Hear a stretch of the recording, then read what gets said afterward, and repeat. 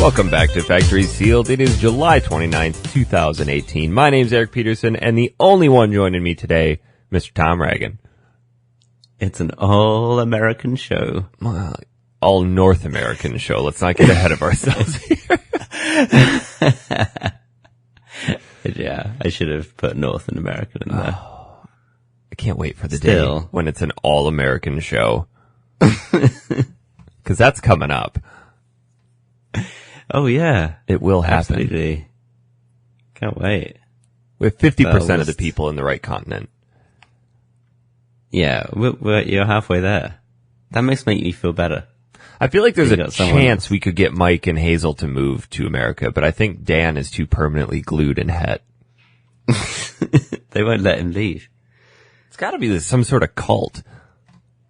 Well, they just don't want the population dropping. It's on the steady increase of 10 people every 2 years. I think even that's ambitious. He would really hurt the stats. Got to keep up their image of attracting young people. We had this one couple here, and they seemed promising. We haven't seen them for a while. They took off promising. They took off for the colonies. Sir, you realize they haven't been called the colonies in 300 years, right? Really? When did that happen? He was encouraged to read about 1776, and we've not seen him since. Funny that we haven't updated our calendar since then. Yeah. So yeah, there's probably more chance you'd get the other two. We'll work on shipped over. Well, I'll take January for what we can, because in the past 2 weeks, we have now officially booked all tickets. Well, not all, because you haven't booked yours yet, but no. Mike and Hazel. And get this, Dan Curtis is coming to America. Can you believe it? It took 7 years. I won't believe it until he's crossed the border. Excuse me, sir, what brings you to the United States? Shit, I don't know. I'm going back to Het. And where's your place of origin, sir? Het? That's not a real place. Get out of here. Sir, I'm running searches on Het and I'm not finding nothing. I found a hell. Are you from hell?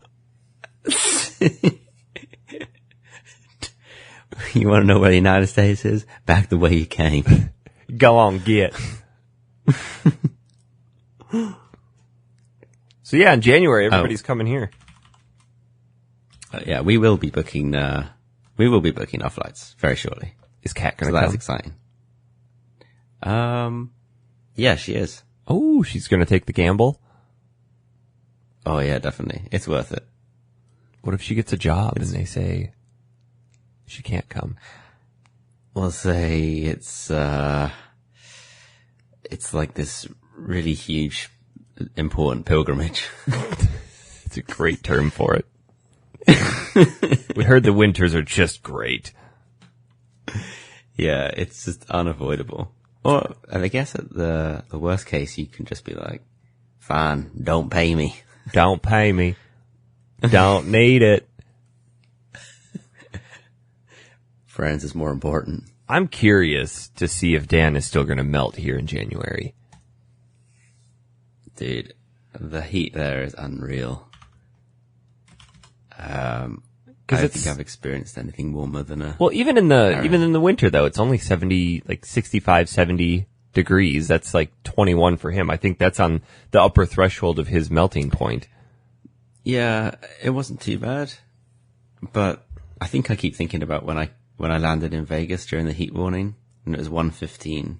Oh yeah, but that killed me. That fucking killed me. Yeah, you get used to it. Oh, I guess you do, but Jesus. I mean, I'm only just getting used to here. And, it's kind of embarrassing. I walk into the stores around here and I'm just covered in sweat. What's wrong with that guy? Is he on withdrawals? Yeah. And I'm in shorts and everyone else is in jeans. It's just ridiculous. Oh yeah. I'll occasionally wear jeans on a 112 day here and then feel like an idiot. But geez, that's crazy. Yeah. If I see people in jeans, I feel hot. Like, how are you wearing long sleeves and long pants? And then you see these damn kids and they got their stocking caps on. It's 120 out. Yeah, everyone wears hats here. Aren't they called People love toques? People love their baseball caps. Yeah. Toques? Toques. Oh yeah, you're right. Yeah. Learning the lingo. Yeah. Figuring it out. So we've already had a few people comment that they're going to also try to make the pilgrimage to Arizona in January. Oh. Best of luck. We will Best of luck on that. We will all be here, and we will, if anybody comes into town, we'll set a night aside to partay and partake. That'd be great. That would be fantastico. Speaking of I'm excited. it's going to be a ton of fun. I don't know if we're going to get the WWE tickets yet, but I got my finger on the pulse for those. Nice. If anything, we can go to a hockey game and get drunk and watch people fight. That's still great. I mean, I love hockey, so Yeah. yeah. I'm just curious as to what Dan's going to think of Phoenix, because he's been to London, and Phoenix is way bigger than London. Just in terms of, spread of the city, and it's not as easy to get around. That's true, but I guess we're not going to really walk anywhere, are we? Oh, God, no. We'll barely walk from the car to the front door. Yeah. Like, didn't you, I can't remember if we were going to a different store at this, mall, and we actually changed parking spaces to one that was nearer the door. Welcome to America. That store's 2 doors down. I'm going to drive. Yeah. Kat and I had a good laugh about that. Yeah. I bought the car for a reason. Got to use it. Yeah. I understand for the heat alone. Yeah. Well, even during the winter. So, I mean, what if I come out of that store with a bunch of shit? I don't want to carry it all back. Yeah. Yeah. Absolutely. I get it. I'm with you. Yeah. I embrace it. Yeah. I think Mike's going to go on potato chip overload down here, though. Oh, God. Yeah, there's a lot of choice in general. I just mailed Mike and Dan some care packages, and Mike's consisted largely of potato chips. Well, then he'll be totally made up. Pretty much the only new potato chip I have, which they sell in England, they're called Ruffles. Yeah. They're really good. Well, I brought those jalapeno ranch Ruffles over for Mike, and those are the ones that he lost himself over.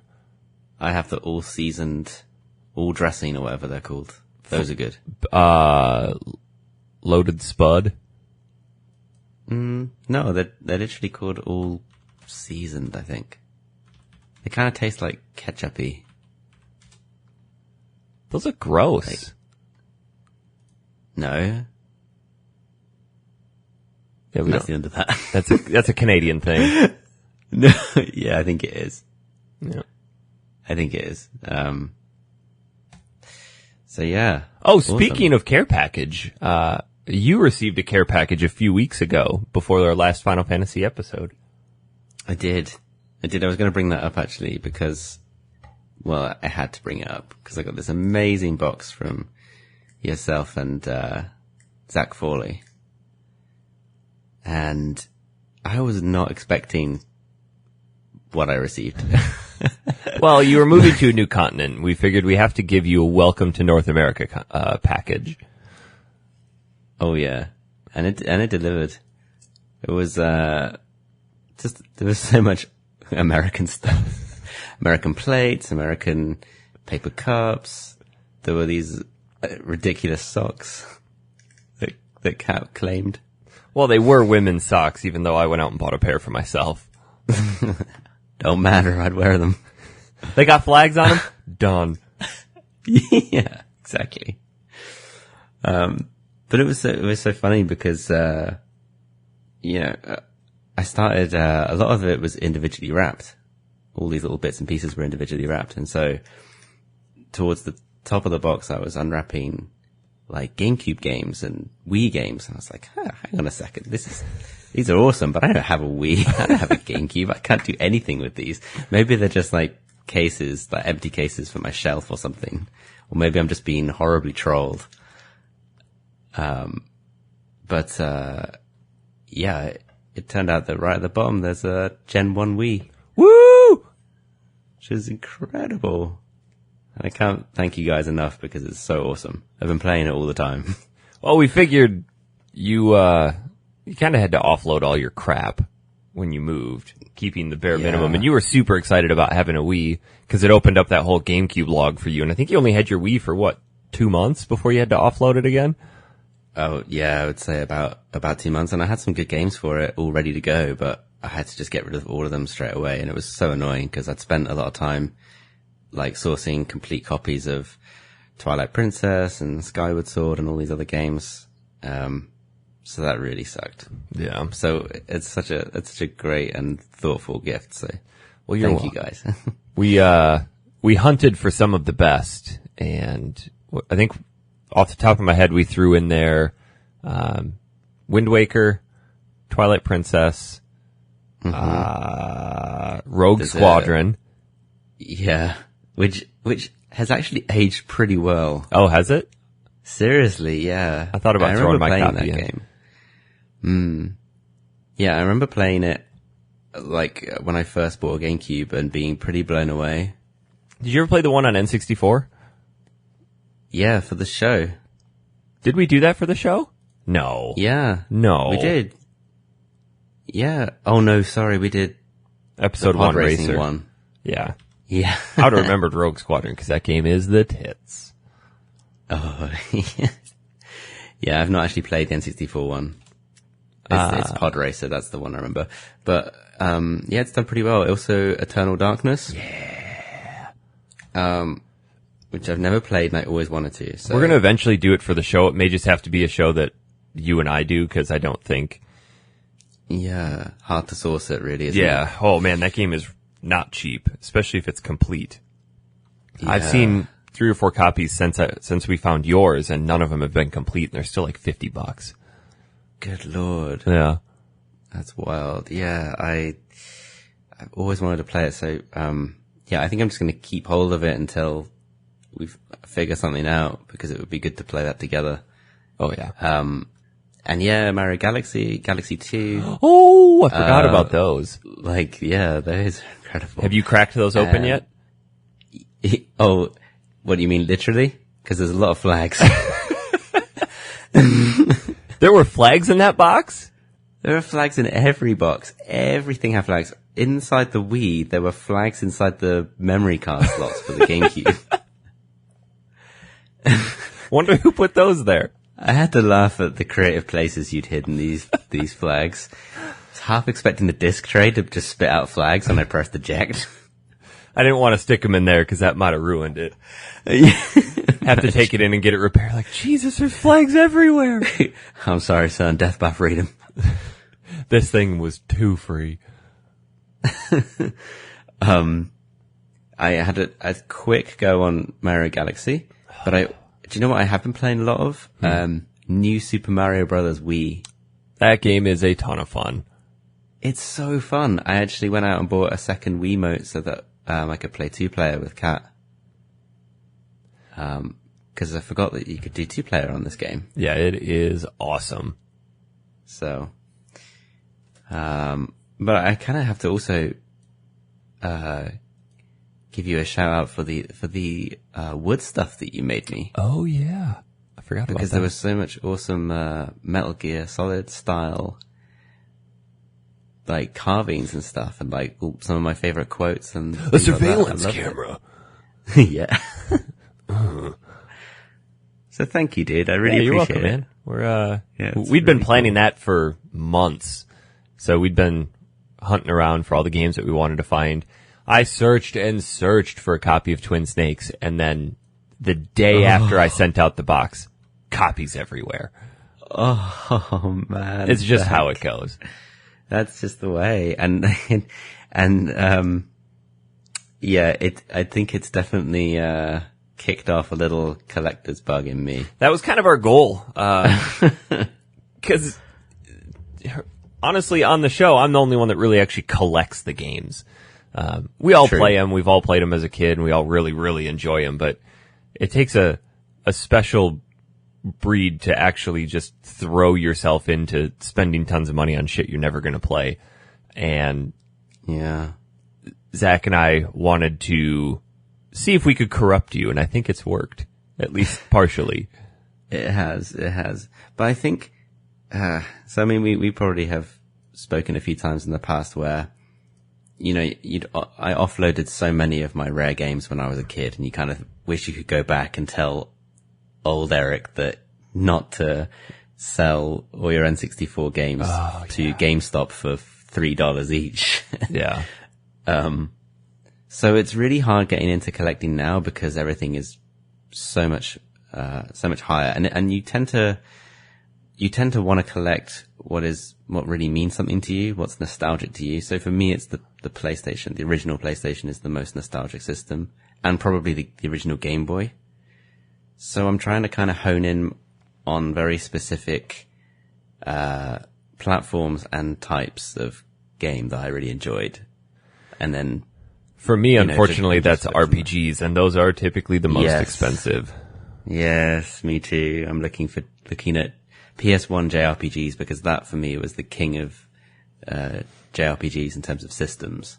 Fortunately, those were the games that I didn't really offload, and by the time I'd started collecting again, things hadn't really exploded in price, so I was still able to pick up some of the rare stuff for a reasonable price. Exactly.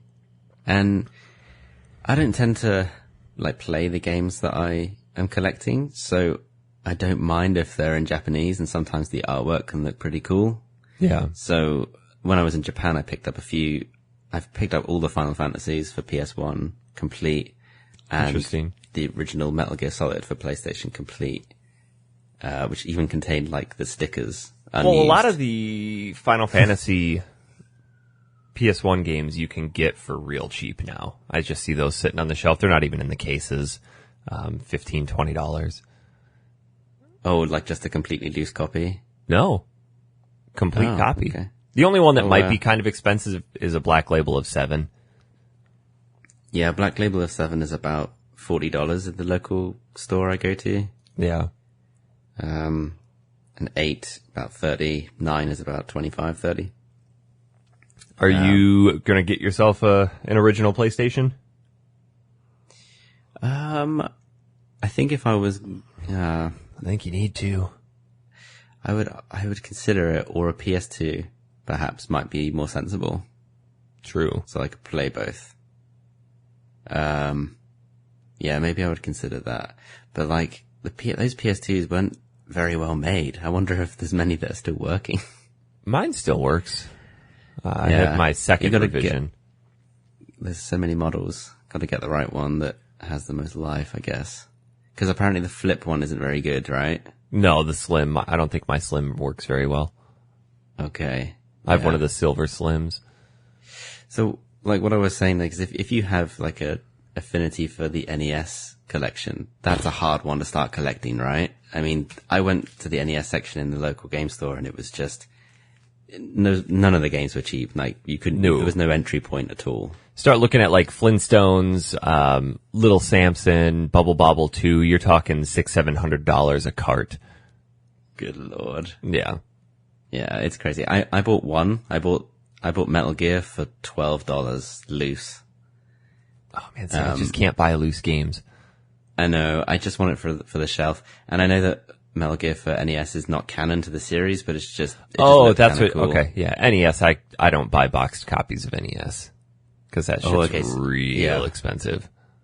Were you talking about SNES? Just in general, I was talking about I don't buy loose disc-based games. Oh God, no way, that I couldn't do that.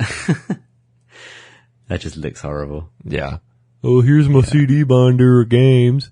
Oh, Believe it or not, at one time I actually did used to take all of my PlayStation games and put them in one of those CD binder organizers. How I didn't lose all the cases during that point is beyond me. Because finally I came to my senses and went, no, I don't want these in here. No, but I guess you would just put all the cases on a shelf and then you'd never have to touch them again, so you'd never lose them. Exactly. And then I discovered, I like displaying this stuff. Yeah. It's cool. I also have been quite enjoying buying games that were only released here and not in Europe. So yeah, you'll find a lot more of those. Yeah, definitely in the old systems. And I played Super Mario Sluggers for the Wii. Is that the baseball game? Yeah, did you ever play that one? I didn't play that one, but I played Strikers. Yeah, so I don't know about Strikers, but Sluggers never came out in Europe. It's a great. I didn't like Strikers because it was that foot kicker ball game. Oh, Strikers is great. Sorry, I have played Strikers. That's the soccer one, right? Yeah, it's all right. It's actually not bad. Yeah. And then I played some Burnout 2. We got to get you a console where you can get Burnout 3. That's why you got to buy a PS2, because I want to do Burnout 3 for the show. Okay. Burnout 3 Takedown is basically the epitome of, it's the pinnacle of arcade racing. Never played that one. You're in for a treat. It's one of the few games that I remember the day I walked into Best Buy with my uncle. We just would go in and look at games, and they had a demo of it set up, and we played it and instantly went, yep, we have to own this. And we bought a copy of it and went home and played for like 10 hours straight. Nice. Does it still have the mode where you have to cause the most damage? Yeah, Crash Party. Is that what it's called? Mm-hmm. Where it racks up the dollars of how much it would cost to yeah, and you can compete against each other for it. That's so much fun. Oh yeah. They had that up through Revenge. Okay. I think. And then they got rid of it. And then the Burnout team broke off and recreated another game. I can't think of the name of it. Is it Paradise? No. I think it's just called Crash. No, it's not Crash Party. It's some sort of racing game that's on PlayStation Network. I think it's a digital version of the game where it's just that, where you just create those intersections and cause damage. And it didn't take off as well, but, the Burnout games are fantastic. Paradise was great in its own, but it didn't have that Crash Party feel to it. No, it was a bit, I think I remember it being kind of like open worldy as well. Oh yeah, it was great. Don't get me wrong. It was cool. 80, 90 hours in that game. Yeah. Yeah, it was cool. But it's nothing on the classics. Ain't got nothing on it. Yeah, I've been spending a gross amount of money on games recently. Yeah, this has been quite a fortnight for me too. But what have you been buying? Well, there was a copy of Radiant Historia sealed that was sitting on a shelf for about a month that had been teasing me, and I finally caved in and bought it. So now I own 3 copies of that game, and 2 of them are sealed. Why did you buy 2 sealed copies? Well, one of them is the 3DS version. Oh, okay. And I just never opened it. And now, I feel like with me, when I buy a new game, if I don't open it within maybe a couple days, it's just not going to get opened. Yeah. Last night was pretty historic because I opened BioShock Collection on PS4, and I've had that since last November. I remember when you bought it because it was on sale. Yeah, I gotta have it.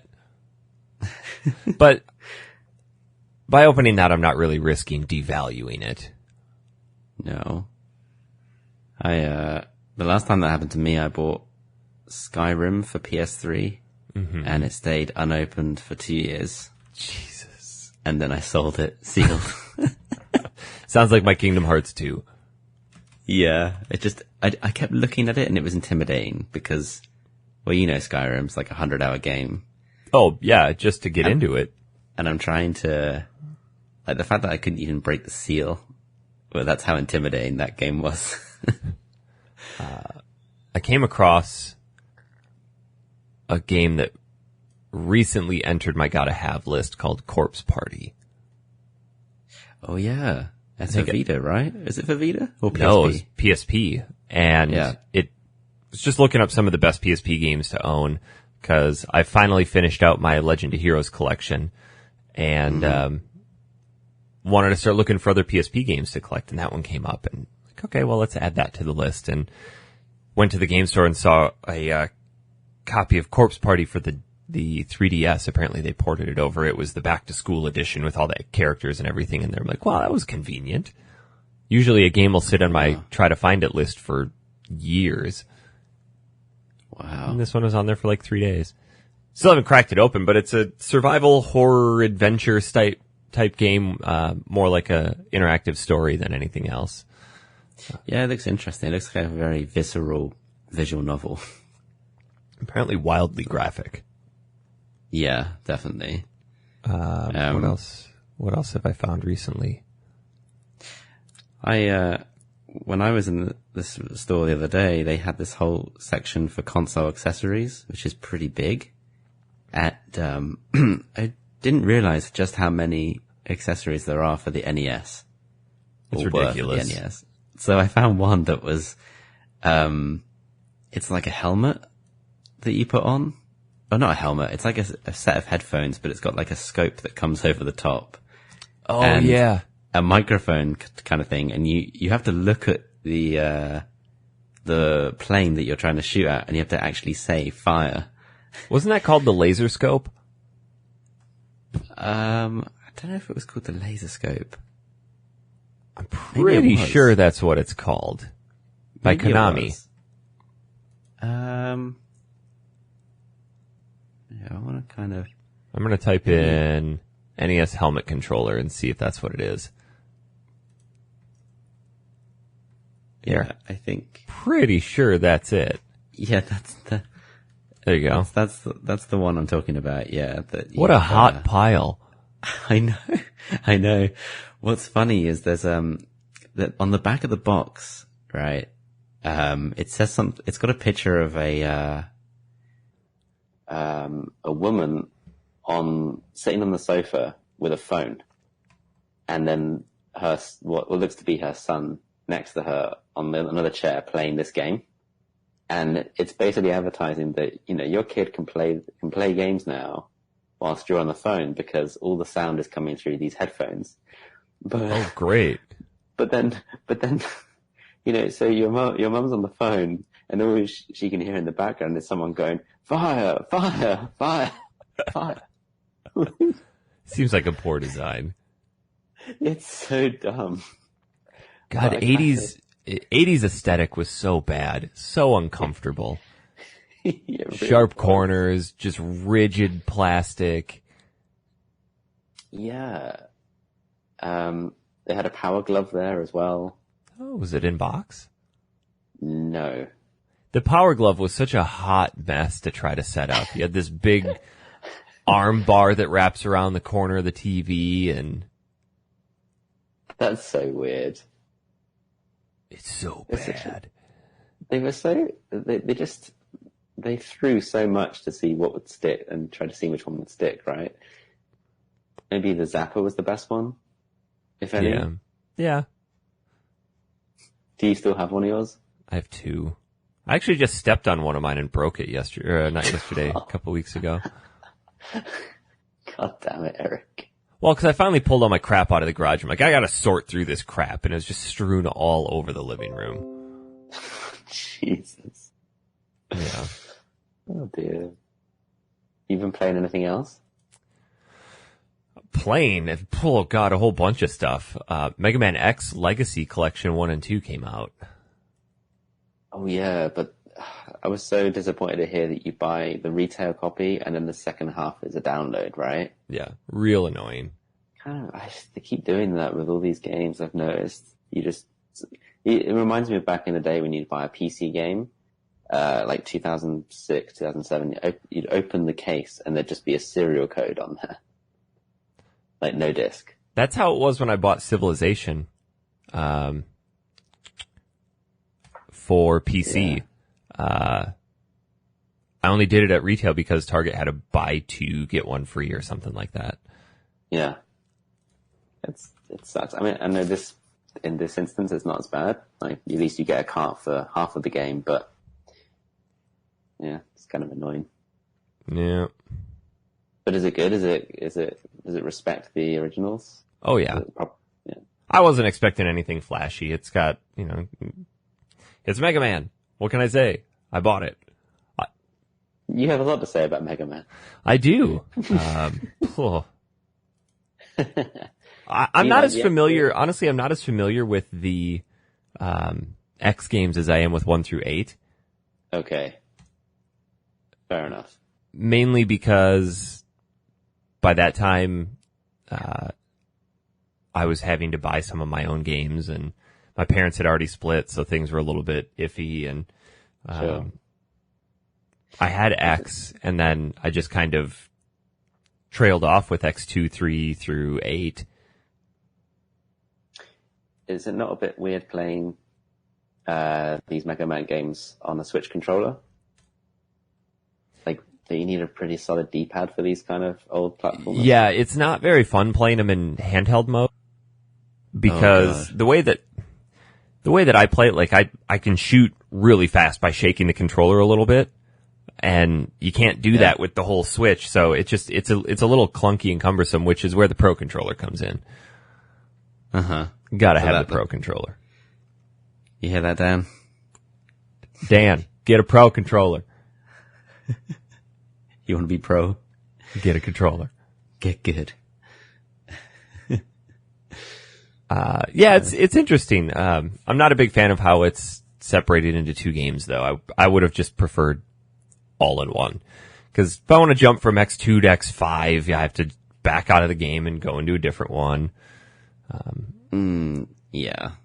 That kind of sucks. And like, those games are so small, I don't understand why they couldn't just sling them all onto one card. It's not a big deal. Well, they sell them They sell them separately digital. Okay. Fair enough.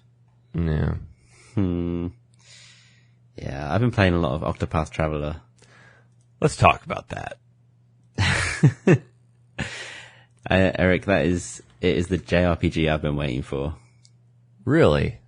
Yeah, it really is. So, I think I've been pretty satisfied to a point with some of the previous like turn-based games, like I Am Setsuna and stuff like that. I am an orange. Yeah, but they never quite hit the nail on the head. Like, it just, aesthetically it wasn't quite what I was after, and it wasn't that real, like, proper fantasy setting. Mm-hmm. And then this comes along, and for the most part, it's just this wonderful fusion of old and new that has just got me. I just keep coming back for more. I just keep coming back. See, and unfortunately, I haven't picked it up as much as I should have. Yeah. It's definitely wildly engaging. I just got so sidetracked with playing through our game of the week and Mega Man. Yeah, of course.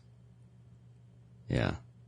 I think what the neatest part about it, I'm just trying to go back to it's been about 2 weeks since I've played it now. I think, like you said, the aesthetic of it, where it kind of melts old with new, where they're using these old 2D style sprites in a new 3D environment, and then taking a traditional JRPG battle system and adding new elements to it without making it feel too different. It's a really nice balance. Yeah, it's a beautiful art style, and like, especially the boss characters are just really nicely drawn. Like, it just looks really, really sweet. Like, a lot of time and care has gone into it. The battle system itself is really honestly what keeps me coming back, though, because it's so fast paced. It's fast paced. It's fun. And it's got like, an unexpected sort of like depth to it as well. Like, once you collect all the characters and they all have their own skills that they bring to the table, you realize that you can do a lot more, because so you know you have like all these different classes that we're used to in JRPGs, like hunters and warriors and mages and all that kind of stuff. So at some point in the game, you can actually assign secondary jobs to these characters. So you can have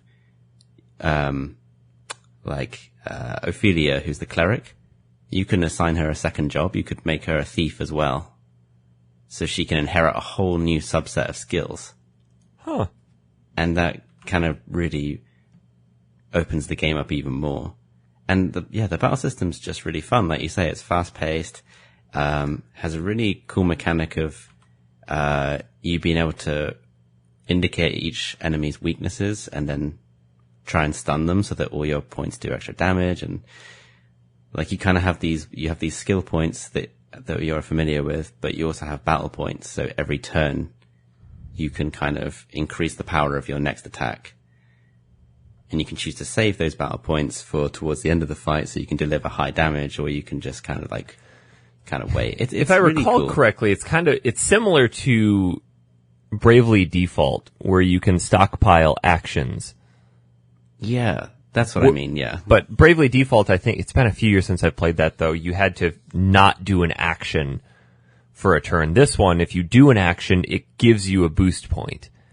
Correct. Certain actions don't give you boost points. Certain actions use boost points. So it's this interesting meld of timing, because each enemy has like boxes underneath with question marks, and as you discover their different weaknesses, they'll appear there. And then they have their shield that says, here's how many hits until they're broken. And once you break through their shield, then they're obviously weaker.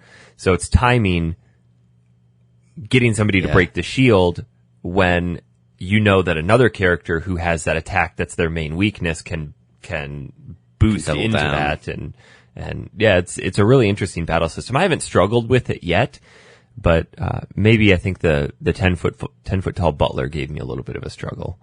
Oh yeah, that was ridiculous.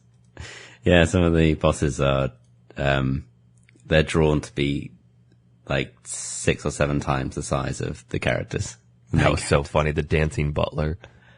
Yeah. Yeah, it's a really cool game. I've put in about 20 hours, I think. I think I'm at 4. Yeah.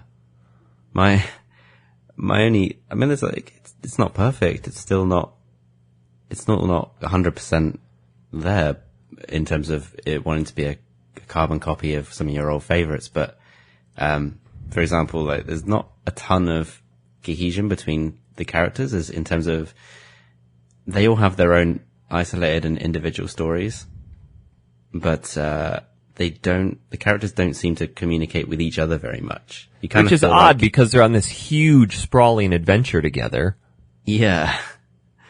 Yeah, it feels kind of disconnected. It feels like when one person is doing their chapter, they've just got these other 7 people who are just like hired guns to help them through it.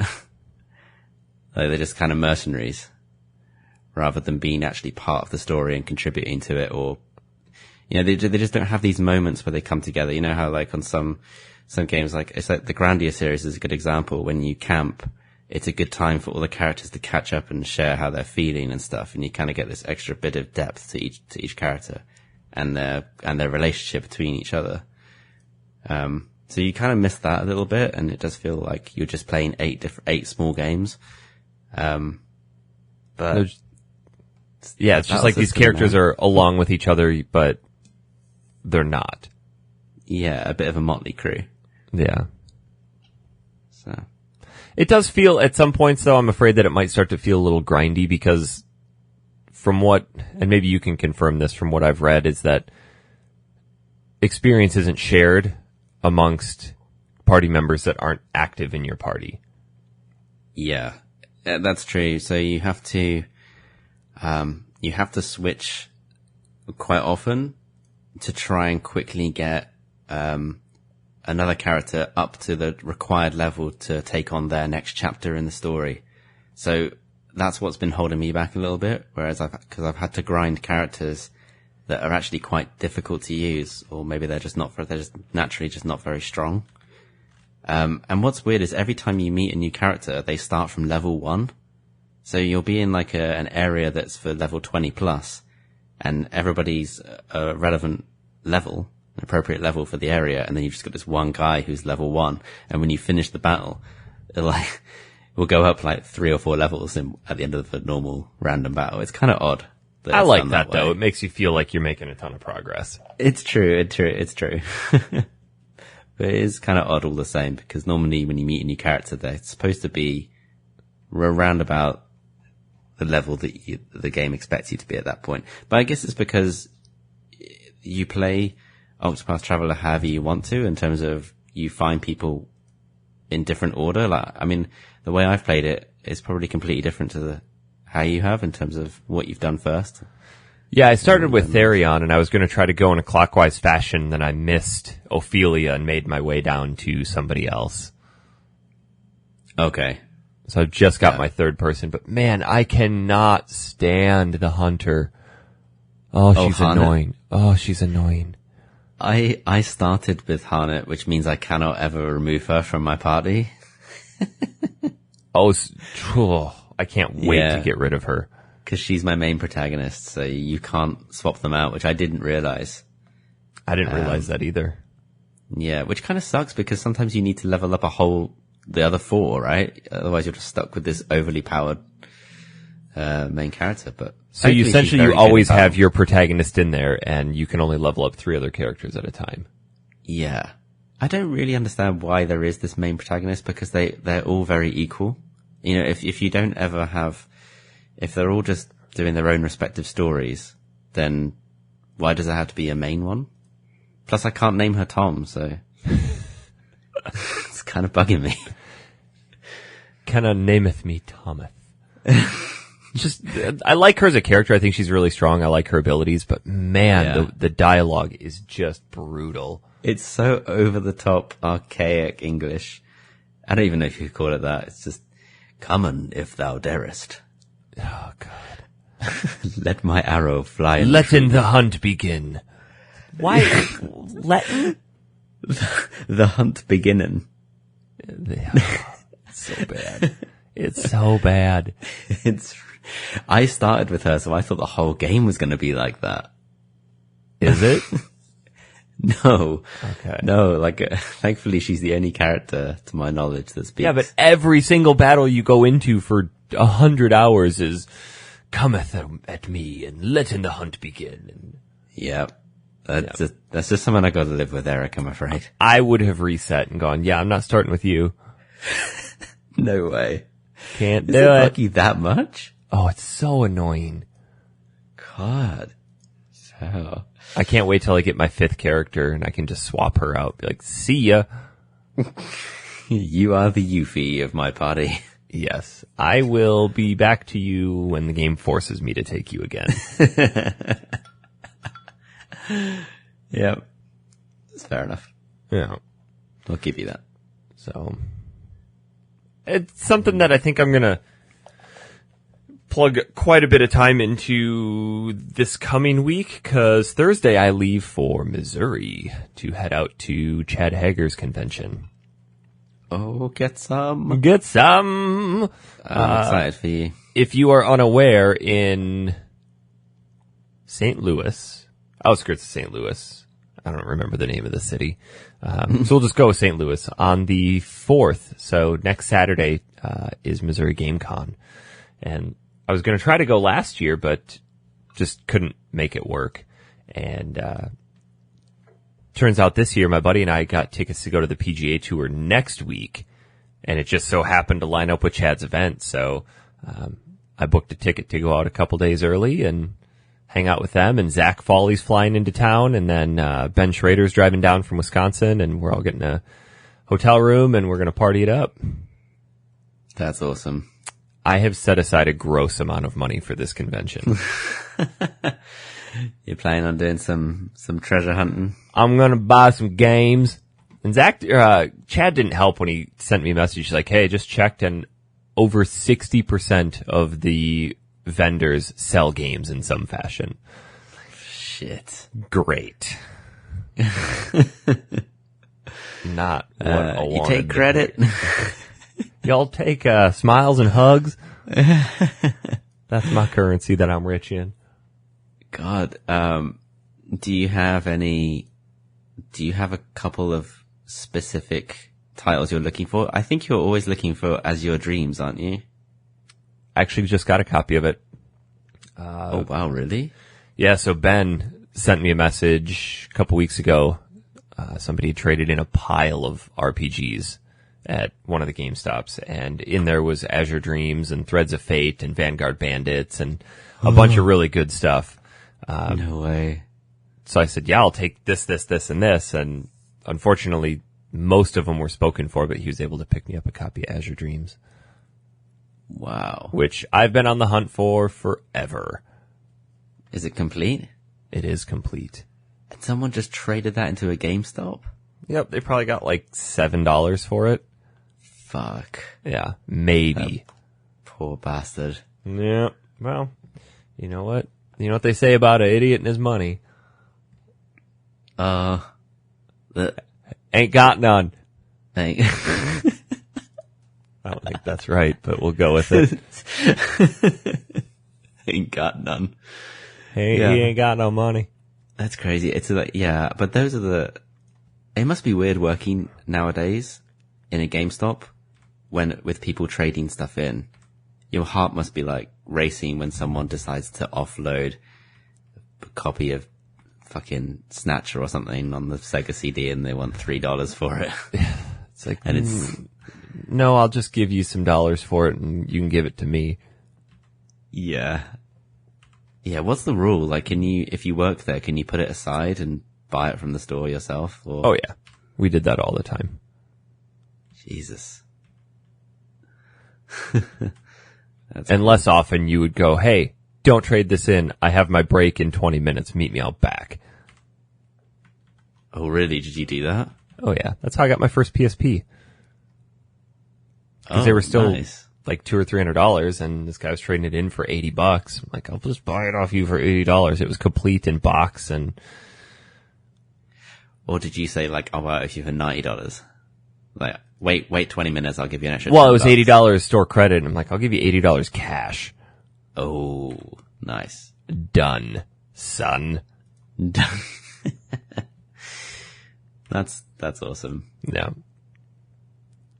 No, I have a whole list of crap that I'm looking for. I'm still trying to find that copy of Brigandine for PS1. Okay. I've got a whole pile of Saturn stuff, which I think buying the Sega Saturn was a bad idea because what a frickin' black hole of gaming that was. Yeah, right. There's only one small shelf worth, maybe two, of Saturn games at the local retro store I go to, which, by the way, is a pretty big store. What's that one called? I think I saw a title like A&C. Yeah, A&C Games. It's just fully loaded with just about everything you could think of. That includes toys and soundtracks and cards, board games, on top of a slew of video games and old consoles. There's even a testing station where you can just put in any game you want, any loose cart, and just have at it, and just make sure it still it works fine. They prices aren't always amazing, like, because they do know what they're talking about. But what's funny is they actually have an eBay page, and they sell a lot of the stuff on eBay cheaper. So I was actually in the physical store, and I checked their eBay page, and I found 2 copies of Metal Gear Solid, both Japanese. Huh. $25 for them both. And then there was a make offer section, so I made them an offer of 20.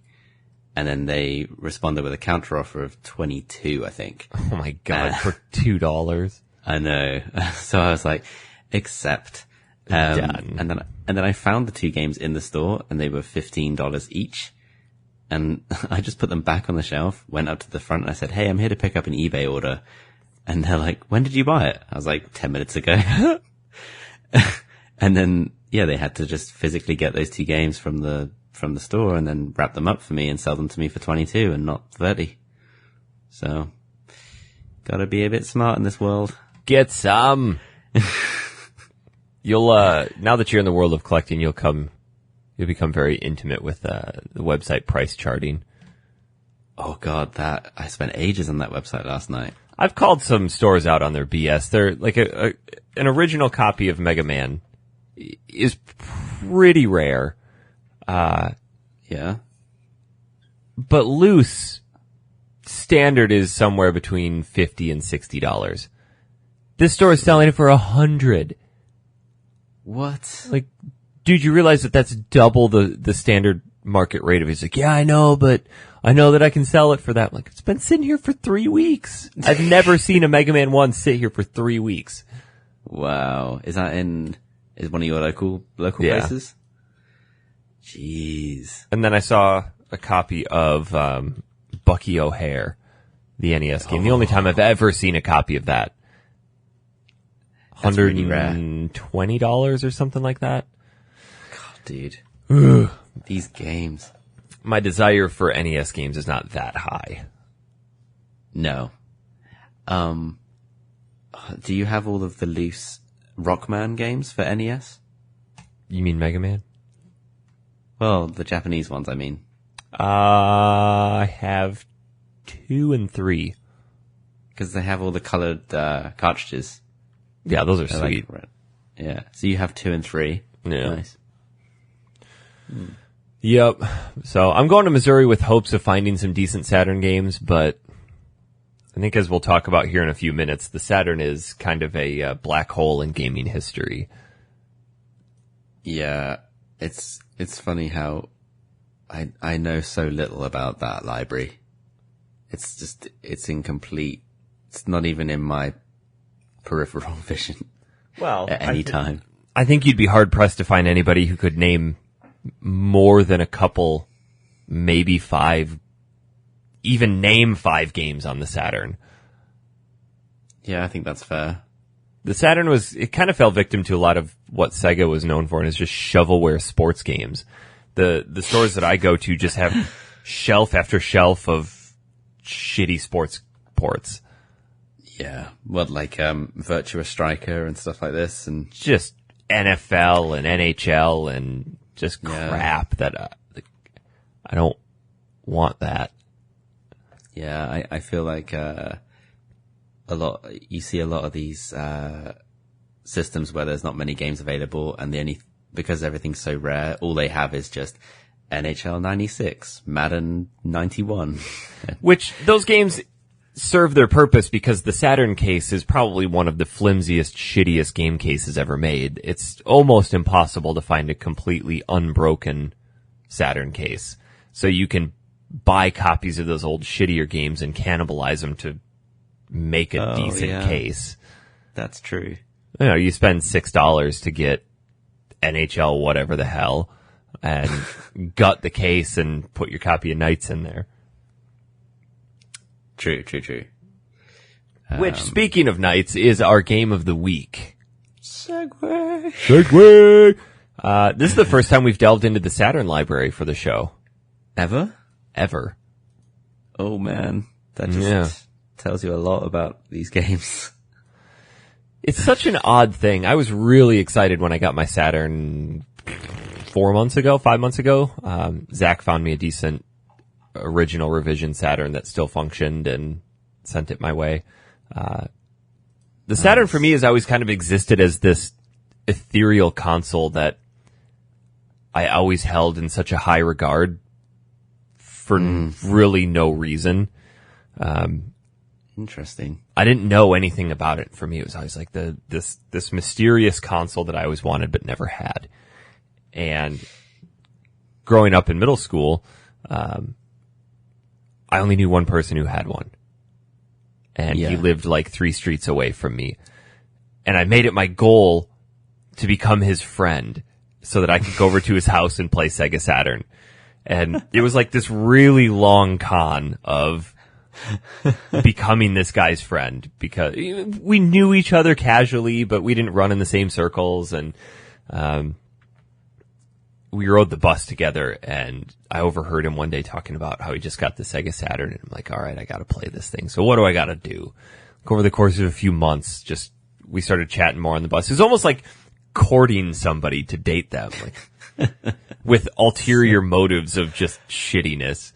And we finally got to the point where we were friends. We didn't go to each other's house and hang out, but like we were friends at school. We talked. We met up at the bus stop and chatted and all of that. And finally one day he's like, "Hey, you want to come over, this Friday or something and play some video games?" And he's talking to me about how he just gotten NiGHTS for his Saturn. I'm like, yep, that's what I want. Cause I saw this game, like, I want to play NiGHTS. For me, it was this game that's like, oh man, this is the future of gaming. I want to try this. This is awesome. Mm-hmm.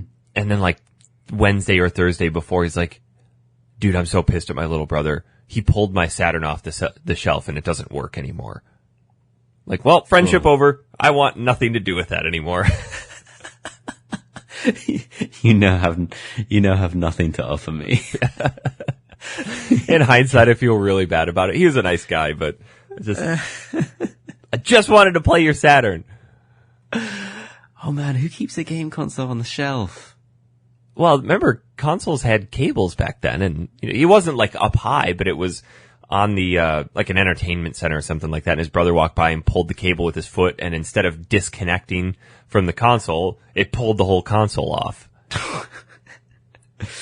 Yeah, no, I guess. I just think they would have to be fairly high for the console to not work anymore. Well, it's a disc-based console, any sort of jarring on those. True. It's not the most well-made console. Really? Because I always thought that the Saturn was a bit of a unit. Like it's big, yeah, but it looks solid.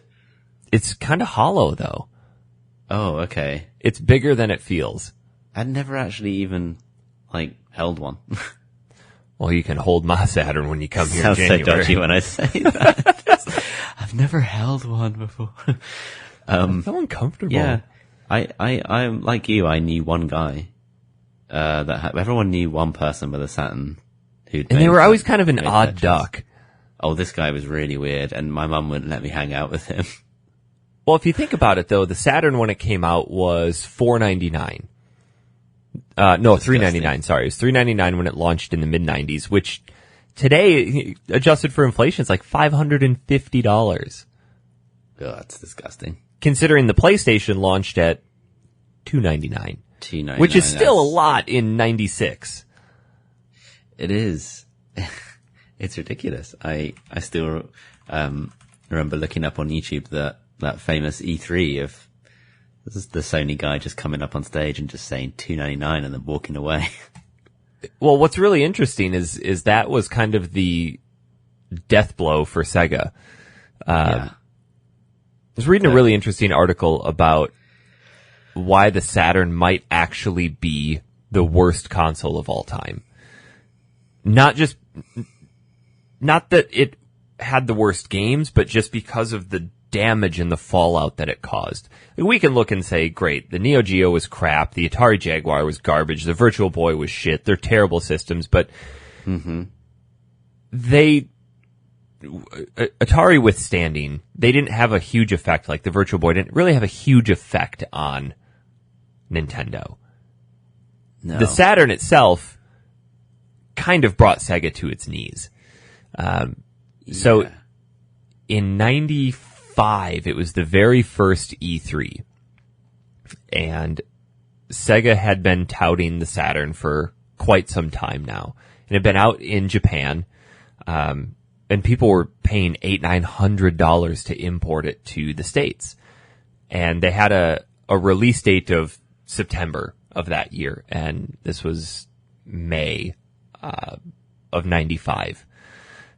And I'm trying to think of the guy's name here. I'm just pulling up an article here really quick. One of the guys from Sega came up on stage and basically announced that, okay, we're supposed to be launching this I think they were going to launch it on a Saturday, and they called it Saturn Day. And came up and said, yep, Saturn Day was basically a ruse. the Saturn is available in the United States at select retailers now. And it just, everybody's kind of like, what the fuck? Okay. And these retailers like, we don't have any stock, so are we not a select retailer? And then these other retailers that had the stock didn't know that they were supposed to be selling them, and it just became this huge clusterfuck. But literally minutes after Sega got off the stage, it was Kalinsky, the guy's last name was Kalinsky. Sony had their own E3 press conference, and the head of development, Steve Race, comes up onto stage for a brief announcement, which is an understatement. That's the video you were just talking about. This really formal businessman comes walking up, and mind you, E3s back then weren't as flamboyant and extravagant as they are now. They were basically giant PowerPoint presentations with a podium that had the company name on it. And this guy walks up on stage, shuffles some papers around, leans into the microphone, looks up, and just goes, $2.99, and walks off the stage, and the crowd just erupts and goes wild, because that's when they were announcing the cost of the original PlayStation, and that right there was just the death blow to Sega, because they were trying to push the Saturn out to beat the PlayStation. Yeah. Because the Saturn was this weird stopgap between the Sega and what Sony and Nintendo were pushing out, because they still kind of had a foot in the door with the 2D graphics, but they really didn't have a lot of developers that were fully latching onto the 3D aspect of it, where Sony had fully gone, 3D is where we're going. Yeah, it was a really weird time, like 95, 96, because the SNES library is still alive, and then you got the 32X and the Mega CD. Like, there's a few other Sega products that are on the market. Well, and those things were so interesting because they were kind of the proof of concept for the Saturn, where, you know, you look at the Wii U. The Wii U is a proof of concept for the Switch. Absolutely. The add-ons for the Sega, for the Genesis, were proof of concept for the Saturn, but it didn't go far enough. It felt like the Saturn fell a little bit short. But I think what Sony did so well was that they leveraged their partnerships, and they made their console insanely easy to develop for, with decent architecture and graphics libraries, where if you look at the spec shot for shot, the Saturn was just this orgasm of power. Oh, yeah. But it was really difficult to code for, kind of like how the PS3 was when it first came out. And people weren't all that interested in wanting to deal with that. No. But the Saturn, it basically thrived off of arcade ports. And, you know, because Sega held a huge foothold in Japan with all their arcade games. And they were just cranking those out onto the console. And the market at that time was shifting away from that. And people didn't just want arcade game conversions. They wanted actual games. With stories and stuff. You know, and Sony knew that as well. They knew people still wanted, there was a market for that. So Sony actually, partnered up with Namco at the time. So they got games like Ridge Racer and Tekken on PlayStation. And Sega had their Virtua Racer, Virtua Fighter, Daytona USA type stuff. But in the end, the library of the Saturn was just trash. You know, you had Panzer Dragoon Saga, Nights into Dreams.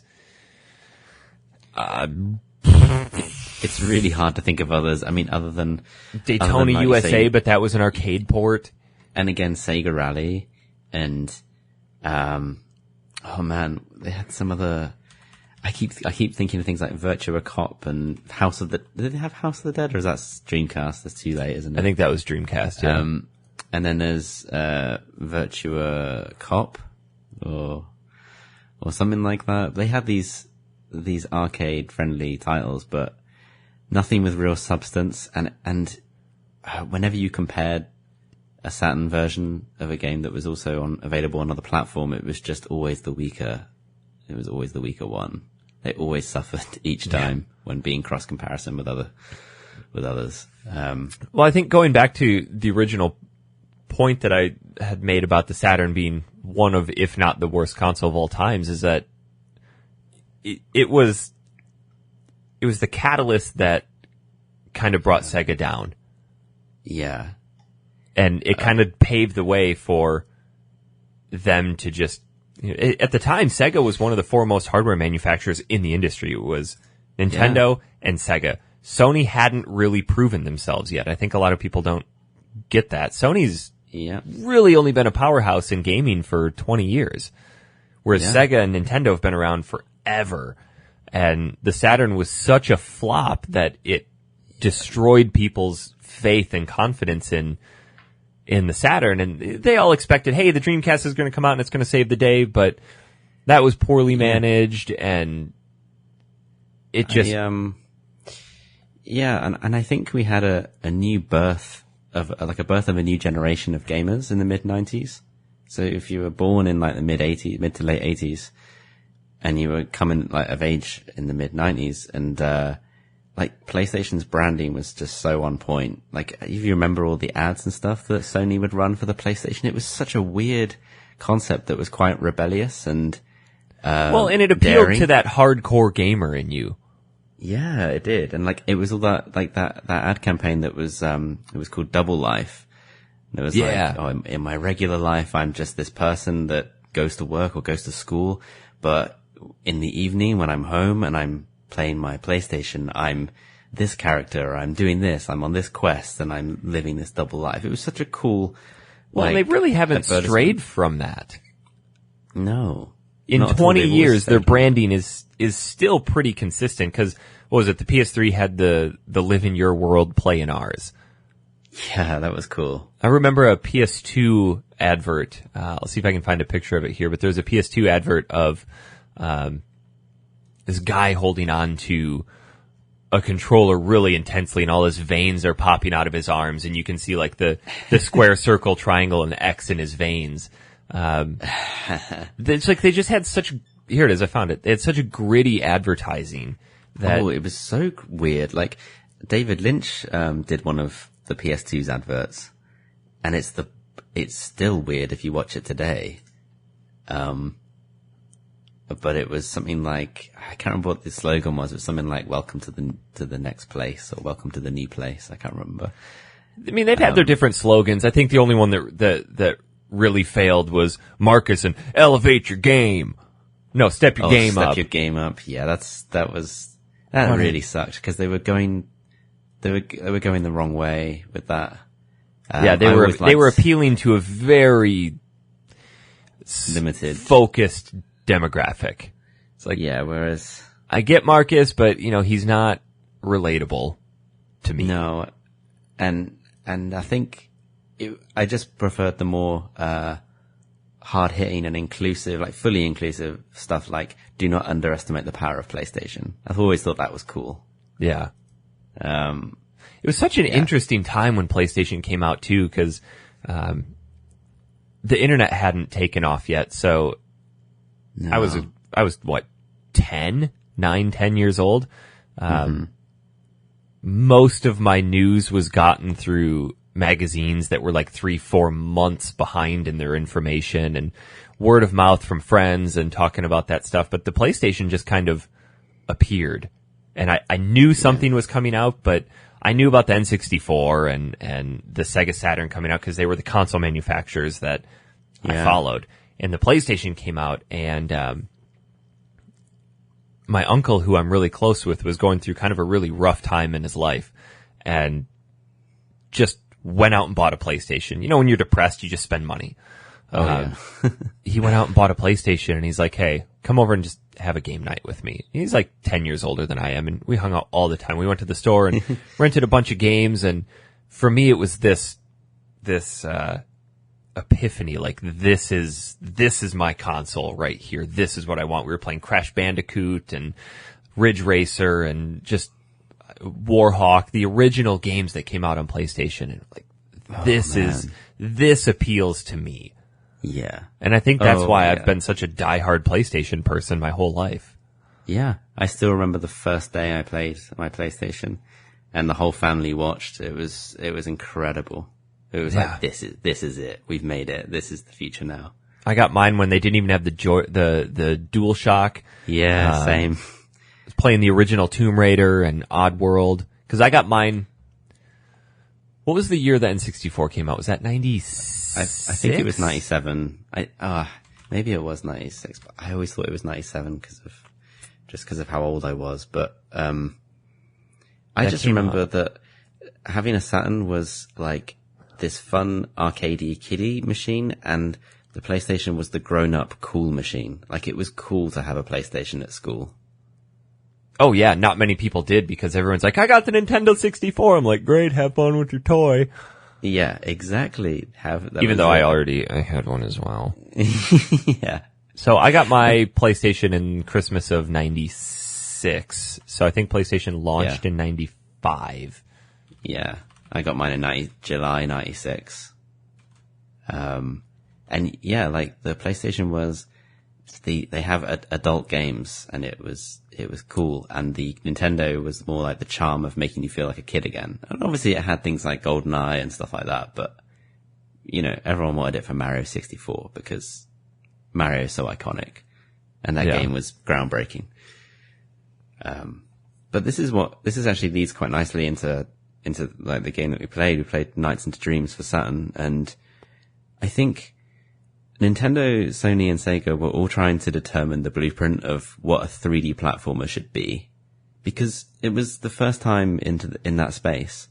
So, like, you know, Sony had Crash Bandicoot, which, you know, you're running towards the camera and away from the camera, and it had some side-scrolling levels.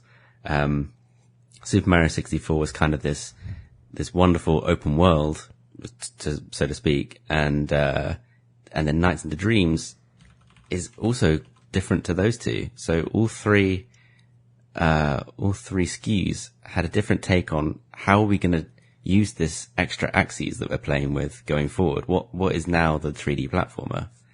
Well, what's really interesting though is that Nights into Dreams came out 96. Came out 96. It came out after Mario 64. Oh, did it? Yeah, Mario 64 is end of June 96, and Nights was beginning of July. So they're right around the same time. It's crazy to look at the difference in quality and execution. Yes.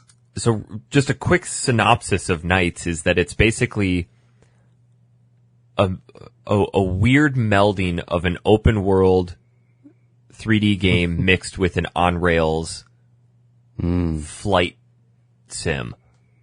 Yeah, I think you've done a pretty good job of describing that, because it's actually quite a tough game to kind of flesh out into a synopsis. And that's the thing, like, growing up I never knew what Nights was. I'm like, what a cool looking game. What the hell is it? Yeah. And, you know, the Sonic team are behind it, which, you know, have had great success with the Sonic games on Genesis. It was so neat actually putting this in, because I was tempted to just spend the $1.50 and play it on PC, but I've never played Nights before, ever. But no, I always wanted to, and I think deep down I always wanted to actually play Nights on a Sega Saturn. So I went out and I found a copy. I spent like $35 just, and it was just a loose copy. They didn't have the original case or anything. They just had a kind of a self-made case that they stuck it in. I'm like, fine. Okay. $35, whatever. Got home, and it was like this really nostalgic event, because here I was 20 years later, finally getting to put this disc into a console and experience something that I've been wanting to experience for 2 decades. Yeah. It was really neat, regardless of how the game was, just to be able to do that and think back like, yeah, man, there was nothing in my life at that time I wanted more than to play this game on an actual Sega Saturn, and here I am doing it. And now you're finally doing it. And it was it was really neat. Like, I know it sounds dumb, but you kind of have these goals in life, and this isn't a wildly unattainable goal, but it's just something that you don't really think about. And finally I'm like, you know what? I've been waiting to do this for 20 years. Power on. Yeah, like it's just a really sweet checkbox. Yeah. and I can understand that completely. There are definitely a few games and these are games that I've actually played that I haven't played since like 95, 97. And I would love to just switch them on now on an original console and have that feeling again. And, you know, so I played NiGHTS on PC. I bought the remaster on Steam, and, I used the PS4 controller and was playing it on my Dell monitor. So it's just not quite the same. It doesn't feel the same. Well, frankly. the remaster is a remaster of the PlayStation 2 port, and the PS2 port was only released in Japan. Yeah. So correct. it's a remaster of a port of an original. It's odd. I actually, what was quite cool about buying the remaster was on the main menu, there are two options. So you can actually select to play the Sega Saturn Classic. Is that what you did? So I played the Saturn version, and I also tried the remaster just so I could, you know, I was kind of inquisitive to see how different it was exactly. It's actually wildly similar. Interesting.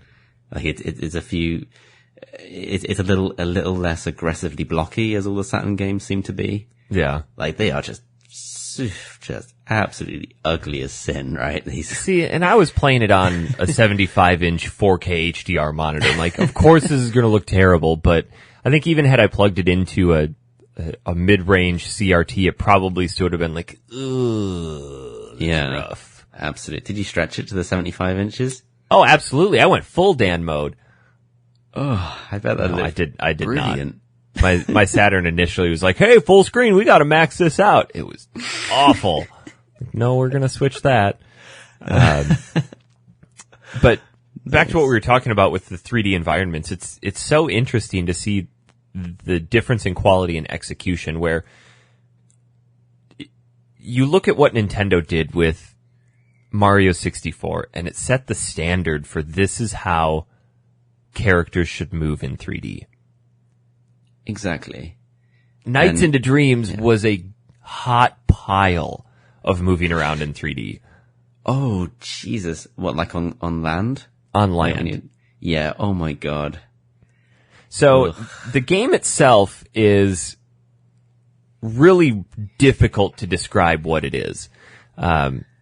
Yeah, I think it's the longest time in recent memory I've played a game and had almost no idea what's really going on. Oh yeah, and I got to the end of it and went, well, that was fun. Still have no clue what that was all about. Same here. So you play as two different characters, Elliot and Claris. Yeah. And Elliot's obviously a boy and Claris is a girl. They live in, I don't know if it's ever revealed what, they live in the real world. Elliot loves basketball. Claris loves singing. They each have there's an opening cutscene. Oh, skip. So, yeah, storyline happens to other people. Claris has this huge issue with stage fright and blah, blah, blah. They go home, they go to sleep, and they're transported to this Nightopia level where, there's I think his name is Wiseman. Wiseman is stealing, Jesus, what are they even called? Ideas. IDEYAS. Yes. And capturing them and holding them hostage. And you have to free them. So you enter these dreamlike worlds, walking around this 3D space, and it's so difficult to navigate. It is the opening of each stage, kind of starts the same, where you're actually controlling either Claris or Elliot, on this 3D plane. And it's just very, I can't even really describe how bizarre it is, but you kind of walk a few paces, and then for whatever reason, the character then just, falls over. Well, they get attacked and they have their idea stolen. Yeah, it's just weird to be playing that out in the engine like this. They kind of I don't feel like they needed to do that. It's just very jarring the way the camera moves afterwards. It feels like you've made a mistake is what I'm trying to say, I guess. Yeah, every time you're like, it shouldn't have oh, happened. well, could I have avoided that? Exactly. Yeah, that's what I'm trying to say. So, hold on. Wiseman, he's stealing... I'm just looking this up to refresh myself here. Wiseman is stealing dream energy from visitors who are visiting, or sleepers who are visiting Nightopia. The dream energy is an idea, IDEYA, which are also the personalities of each person. And those personalities then are the dream energy, and they're different colors to represent different aspects of their personality.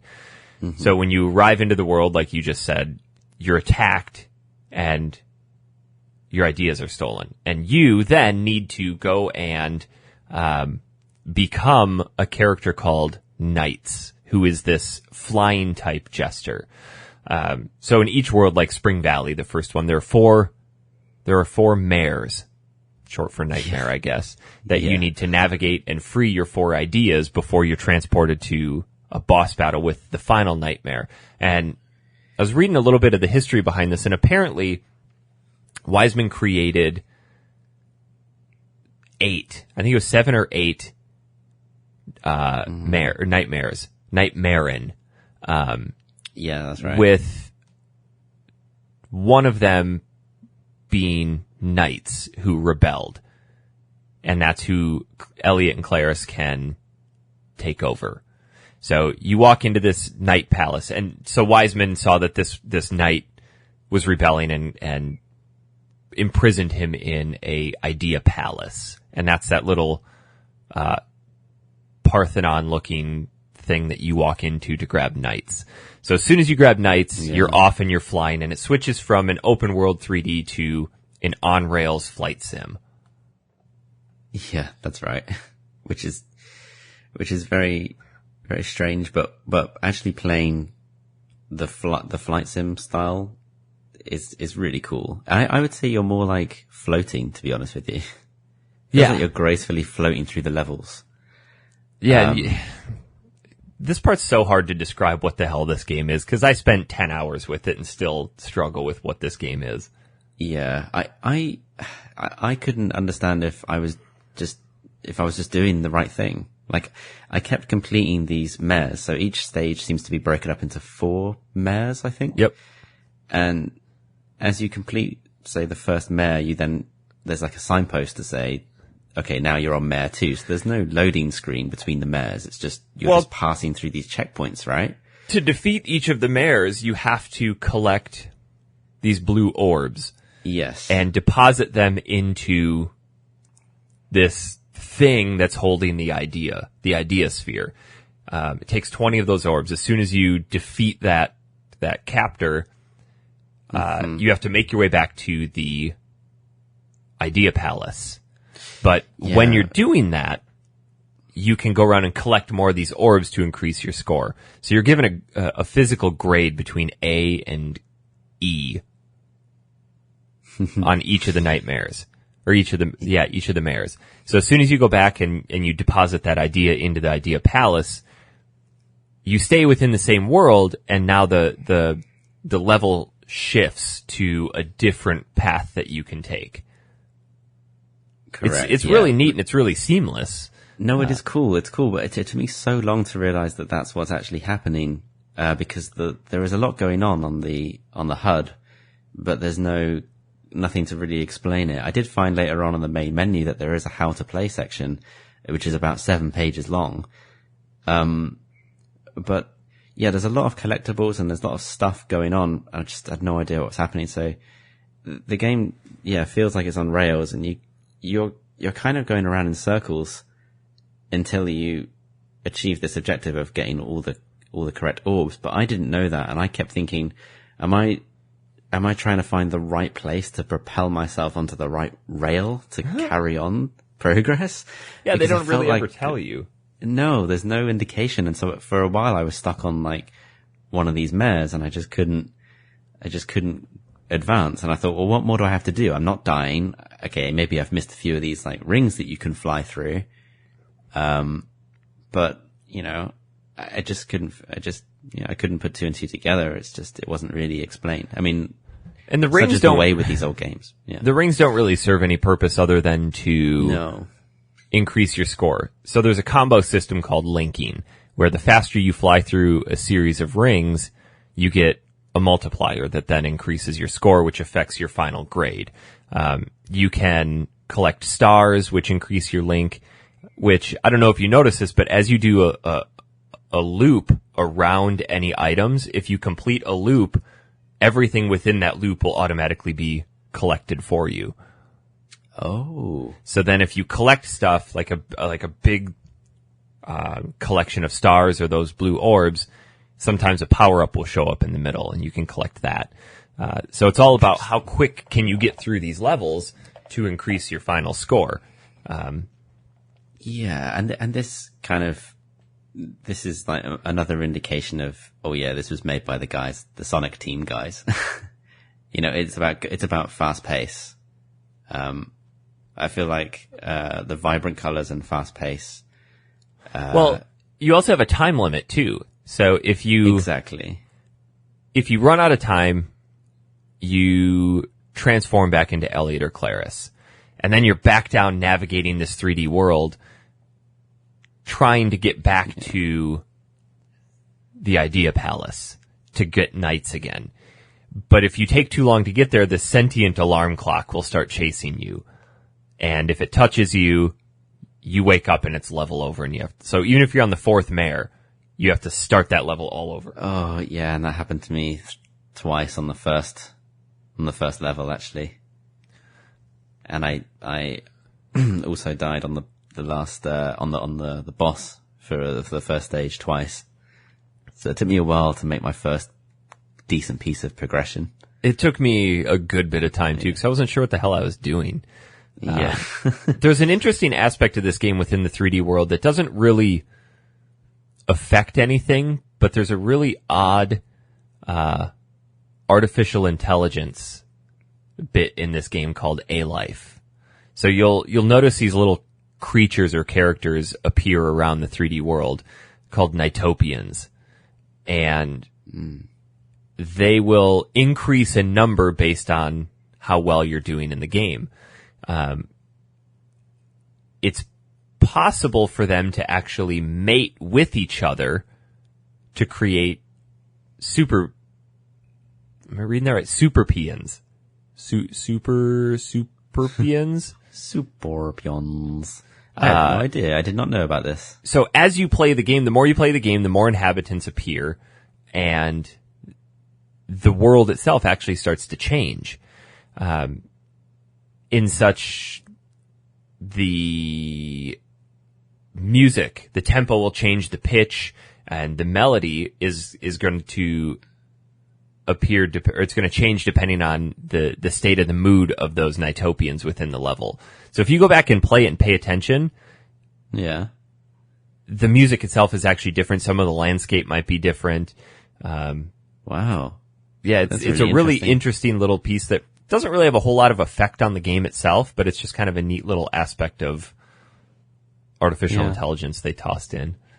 Well, there was something, I didn't notice it myself. I just remember when I was reading a previous article about it, that system you're talking about was kind of worked in parallel with the clock in the Saturn itself. Mm-hmm. Which is just crazy. It's really, really interesting. I know other games have done that, but like, it's a nice little piece to add to it. Yeah, it doesn't serve any purpose other than, the aesthetics changed, music changed. Yeah. No, but that's neat. You what? I liked how, I liked how the game controlled. Like, it felt really good flying around these stages. Like, it felt quite precise. It didn't feel janky to me. I assume you were using the joystick on the PS4 controller? Yeah, I was about to say maybe with the Saturn controller it wasn't so good. My thumb did really hurt after a while because you're just constantly holding on to right. Yeah. Well, and you can press a button to make them do this spin dash and all of that. True. How about you? How are the controls? Because I think that's one of the failings of the Saturn for sure is the controller. Well, funny enough, NiGHTS released with a special controller designed specifically for this game.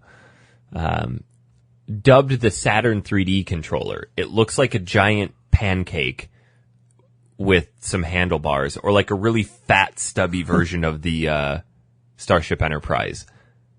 And it had a pseudo joystick on it. It was not so much a joystick as it was a ball that had an indentation on the top of it that you could rotate around. It was a really interesting take on it, and I wanted the full NiGHTS on the Saturn experience, so I had to go out and find this controller, and that was another $35. So I was $70 into this week just to play this game, which is an expensive commitment, but I made it. Hey, it's good. It's such an odd controller. It feels great, and it actually really paved the way for a lot of different controllers. If you look at the Dreamcast controller, it's very similar. It also kind of set the stage for the offset D-pad joystick. Obviously, they reversed it, but it really did a lot for controller design, despite being gigantic. It had analog controllers or analog joysticks, not joysticks, triggers in the back. And interestingly, the first non-Sega person to ever play NiGHTS with this controller was Steven Spielberg. So internally, they dubbed this controller the Spielberg controller. And Steven Spielberg's like, "Whoa, easy, guys. Yeah, come on now. Don't put my name on this thing." Yeah. The Sega Saturn Steven Spielberg. The 4 S's. What does that little switch under the start button do? So that switches it between analog and digital. Okay. So not every game supports the joystick. So I tried playing Daytona USA with the joystick and it just didn't work. So you just flip it back. Okay. Yeah. You know, okay, the controller itself functions as a second player. So now if I get any 2-player games, I have a second controller. Yeah, of course. Yeah. But God knows I probably won't buy any more Saturn games because they're so damn expensive. Yeah. Oh, geez. The boss battles are really interesting in this game. Yeah, so they're cool though. They're really cool. Yeah, it's kind of a miniature puzzle game. Cause it's not just fly into this boss and hit it. So after each of the 4 mayors, you're transported to a nightmare level where you have to fight these bosses, and Wiseman or Wiseman created these bosses. They all look like jesters. That's kind of the theme of this whole game, is court jesters. And, did you play through this whole game as Elliot or Clarice? Well, you have to jump between the two. Oh, okay. Because there's 3 levels on each side, and then they each have the exact same last level. Yeah, because they actually have very different, of course. And I played through all 6 of their levels. Nice. I played through 4 of them, I think. 2 on each? Yes. The last one I played was my favorite level, I think. They get really difficult. They get ridiculous, and I just... Oh, yeah, and then if I just... normally you need one go at a boss to understand their pattern, and then by the time you've understood their pattern, it's game over, and you have to do the whole 4 mayors again. There were 2 or 3 of them that I beat first go, but the very first one was this giant fat ball lady that you had to latch onto, and then you spin around in a circle, and when you press a button, it fires her forward. You have to bounce her through these walls and eventually bounce her out of the level. That one took me a little bit of time to figure out. That's really hard, and that wasn't my first boss though. My first boss was the the snake. Oh yeah, thing. Yeah, that kind of coils around, and he's kind of like coiling around in the 3D space, and you have to kind of fly, and you can only strike him on either the under his mouth, or I think on the back of his head. You can't touch his wings or anywhere else, or his back. Otherwise, you lose 5 seconds every time you hit him. Yeah, and that's what kills me is running out of time. Oh, yeah. So yours was, I think that was Gilwing. Sorry, yeah, it was Gilwing. Because I did that first level with Claris, which is Spring Valley, I think it's called. Did you notice that depending on how you do through the nightmare levels, that's what increases your ability to do your spin dash? And that directly affects your ability to beat some of the bosses later in the game. So if you don't complete the 4 nightmare levels with like a full spin maneuver, you're not going to beat the boss, or you'll have a very difficult time. Oh, geez, I didn't know that they played a part in later levels. I take it you didn't get to Jackal? Is Jackal the guy who was throwing cards at you? Yes. I did. Dude, that guy took me probably 5 or 6 goes.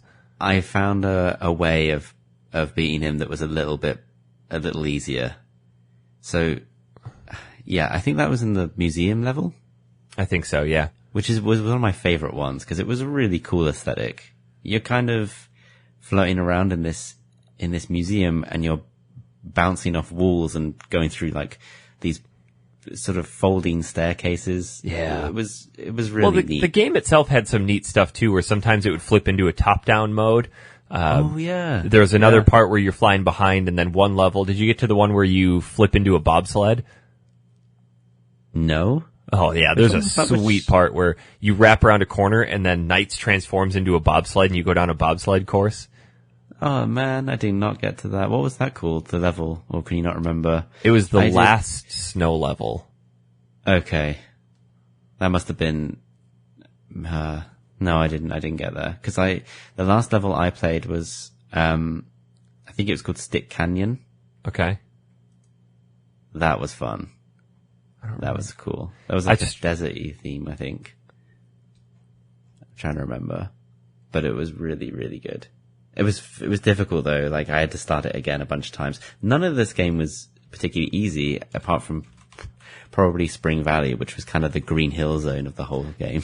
Did you get to the level where you had to ascend up this giant pillar, and then when you got to the top, you flew forward and this elevator crushed you and carried you all the way back down to the bottom? It was so odd. It was really neat because all the other ones you're flying around in this big circle loop, and this level there's this giant pillar that you have to kind of ascend, and it was very Mario-esque in that you had holes through the cage, and there's like fireballs coming down, and there's enemies that are swooping in at you, and you're trying to collect these blue orbs, and you can't go back down. Like, it's naturally just progressing you up. And when you get to the top, you have a very finite amount of time, and every time you get hit by an enemy, you lose time. And I think it's the 4th mare in here. So you take like this elevator / roller coaster ride all the way down. That's Stick Canyon. Yeah, that one was so fun. Really cool. The first, I think that's the 4th mare in there. And I knew that, I was going to get to the bottom and be right by the Idea Palace, and I was running out of time. And as it's coming down and it's kicking me off towards the Idea Palace, I run out of time and I had to start the whole thing over. But I wasn't upset because it was a fun level. Yeah, you got these it's like it's set in like the construction of a factory or something. Yeah. And it's just loads of like, then there's these huge magnets as well as the roller coaster as well. So if you made it to Stick Canyon and Jackal, you played through all 6 of the main levels. Yeah, but I didn't do, I'm just looking it up now. It looks like there's Twin Seas is the last stage where there's both of them. I didn't. So to unlock that, you have to get a C or better in every single level. Oh, okay. Yeah, so I did, that's why I was telling you yesterday that I haven't rolled the credits on this game, because I finished the 6 stages, but I don't know what else I can do. There was no way I was going to finish it either. Because I went back and I couldn't even get a C rating on Splash Garden. Or Spring Valley. It was so hard. Oh, shit. I did manage to get a C on Spring Valley, but not on anything else. And I think I only just scraped it.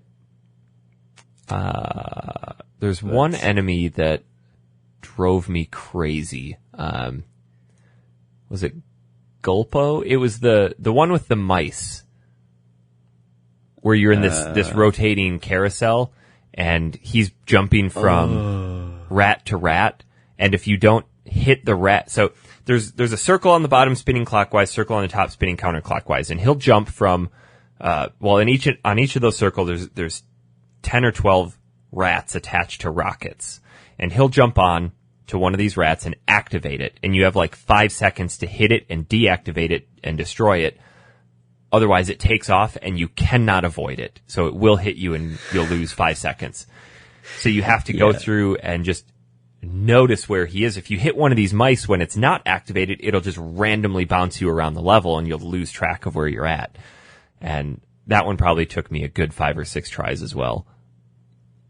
Yeah, that one sucked. I don't think it was as bad as the jester in the museum.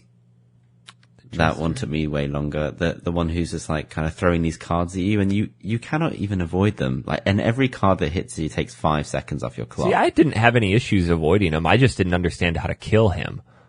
Oh. So apparently when you hit him, his cape comes off, and then you just have to keep hitting him before he gets back to his cape. That's exactly it. Just every time he regenerates, just grab and boost off him before he has time to throw another card. But now the one you're talking about, the rocket, the mice and stuff, that was just like, all the bosses were really difficult apart from... I found kind of a cheater way to do the one with the mice. Yeah. If you get onto the very bottom of one of the bottom circle and just boost, you can hit the sticks under the mice and it automatically knocks them off. So you can just circle around and destroy all of them and then do it again on the top. Oh man, I wasn't that smart.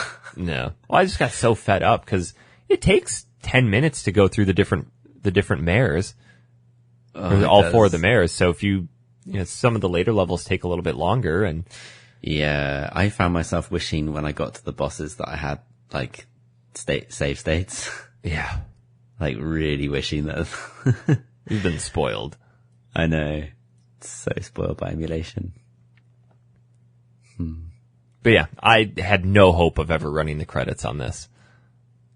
No, I didn't even know that you needed these grades. I wasn't even sure how to get to the last level, because I looked it up online. I was like, how much more do I have to do? And I saw this level called Twin Seeds. It looks pretty cool. I like the whole concept of the game too. It's really interesting. Like each nightmare or each stage kind of addresses some like insecurities in the characters, and they all have like some interesting meaning and theory behind them. It's quite, there's kind of a lot of thought that's gone into it. Apparently the development team like researched dream sequences and REM sleep and stuff like this. Oh yeah. Yeah. What was that? I was reading about that. There's a point I wanted to bring up with that. Like I think they even looked up Carl Jung and Carl Jung and Sigmund Freud and stuff. Yeah.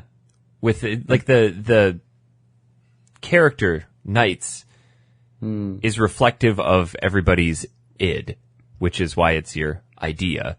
And the gist of the id is it's a part of your personality that it exists, and it's often something we aren't conscious of, but it's typically a part of ourselves that is repressed in a fashion that we don't want to acknowledge is actually part of who we are.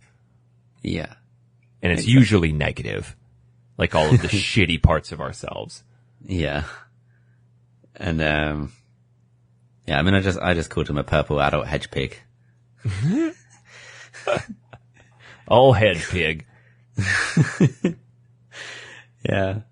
But, and then there's also like I was confused by this when I read up on it, but there's a Christmas version of this game as well.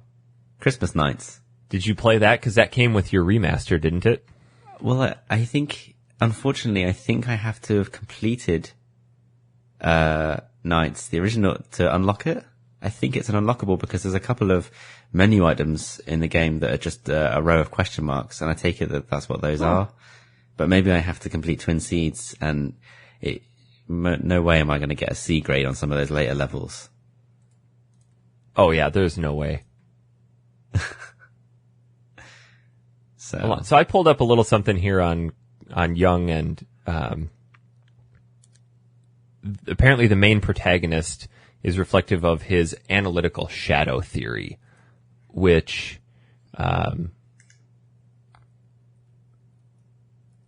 refers to an unconscious aspect of the personality which the conscious ego does not identify in itself, or the entity of the unconscious.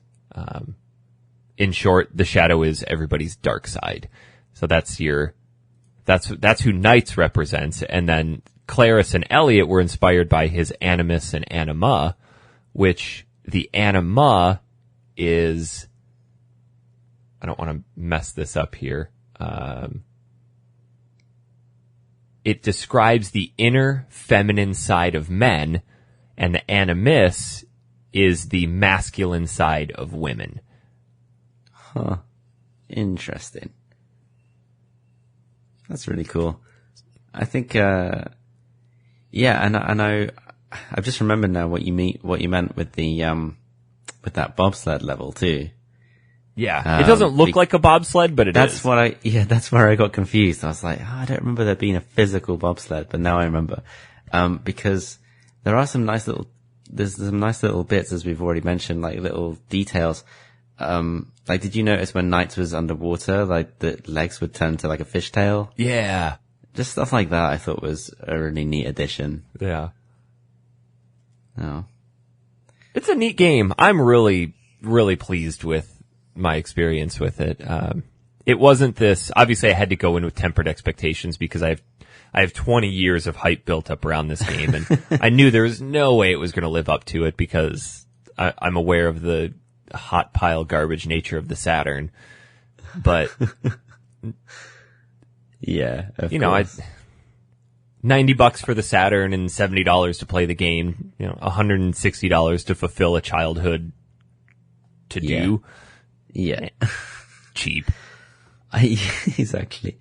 I'm glad we got to play it because I couldn't envisage myself firing it up, you know, outside the show. So it's cool to have an excuse to play it and talk about it because it has got quite a few talking points, not just on its whole, you know, its investigation into sleep and psychoanalysis, but also at a time when it came, at the time that it was released, mid-90s, an interesting time for 3D platforming, especially when you compare it with what everyone else was doing, and how it ended up that, you know, things like Jak and Daxter and Ratchet and Clank are all inspired by, probably more so with Mario 64, but would like to think that some of them benefited from Nights of the Dreams as well in some way. It's definitely a neat series that it lived on for a little bit. They had Knight's Journey of Dreams for the Wii. Oh yeah. Did you ever play that one? I did not. I actually thought about picking it up. It was only like $4. Huh. But then I discovered I've got a lot more other shit to play. Yeah, the backlog is too big for just. It's just I might get around to this. It's too big. I will say though that I'm very glad that I bought that 3D controller for it because I could not imagine playing the entire thing with the D-pad. Oh god, a D-pad on this game.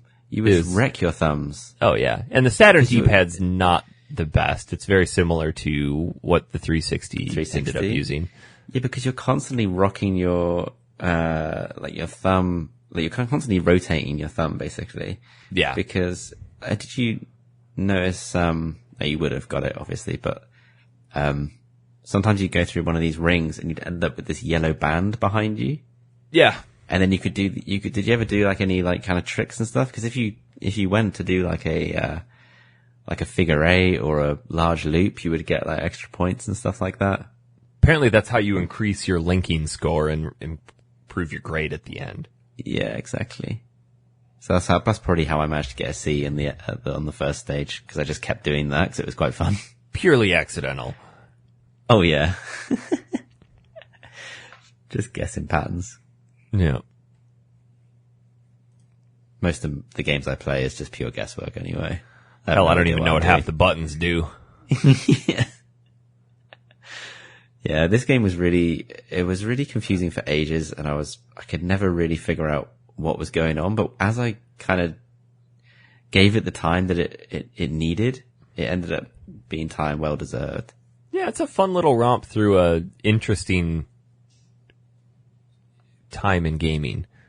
I think Dan would like it. I think he'd really like it, actually. Yeah, I think he'd really like it. Yeah, because he could obsess over the high score. Yeah, and it does draw a lot of parallels with Sonic. Like it feels a bit arcadey in the sense of there's constant instant gratification while you're playing it. You're never not doing anything. Yeah, you're either there's no downtime. Something, striking something, you're spinning through. Like there's no downtime in this game, like you say. So, like it's just fun. It is a fun game. There's not a whole lot of trivia on this, but apparently during the boss battle against Puffy, the giant female ball that you throw against the wall, there's a set of double doors that randomly opens, revealing some sort of lamp-like object.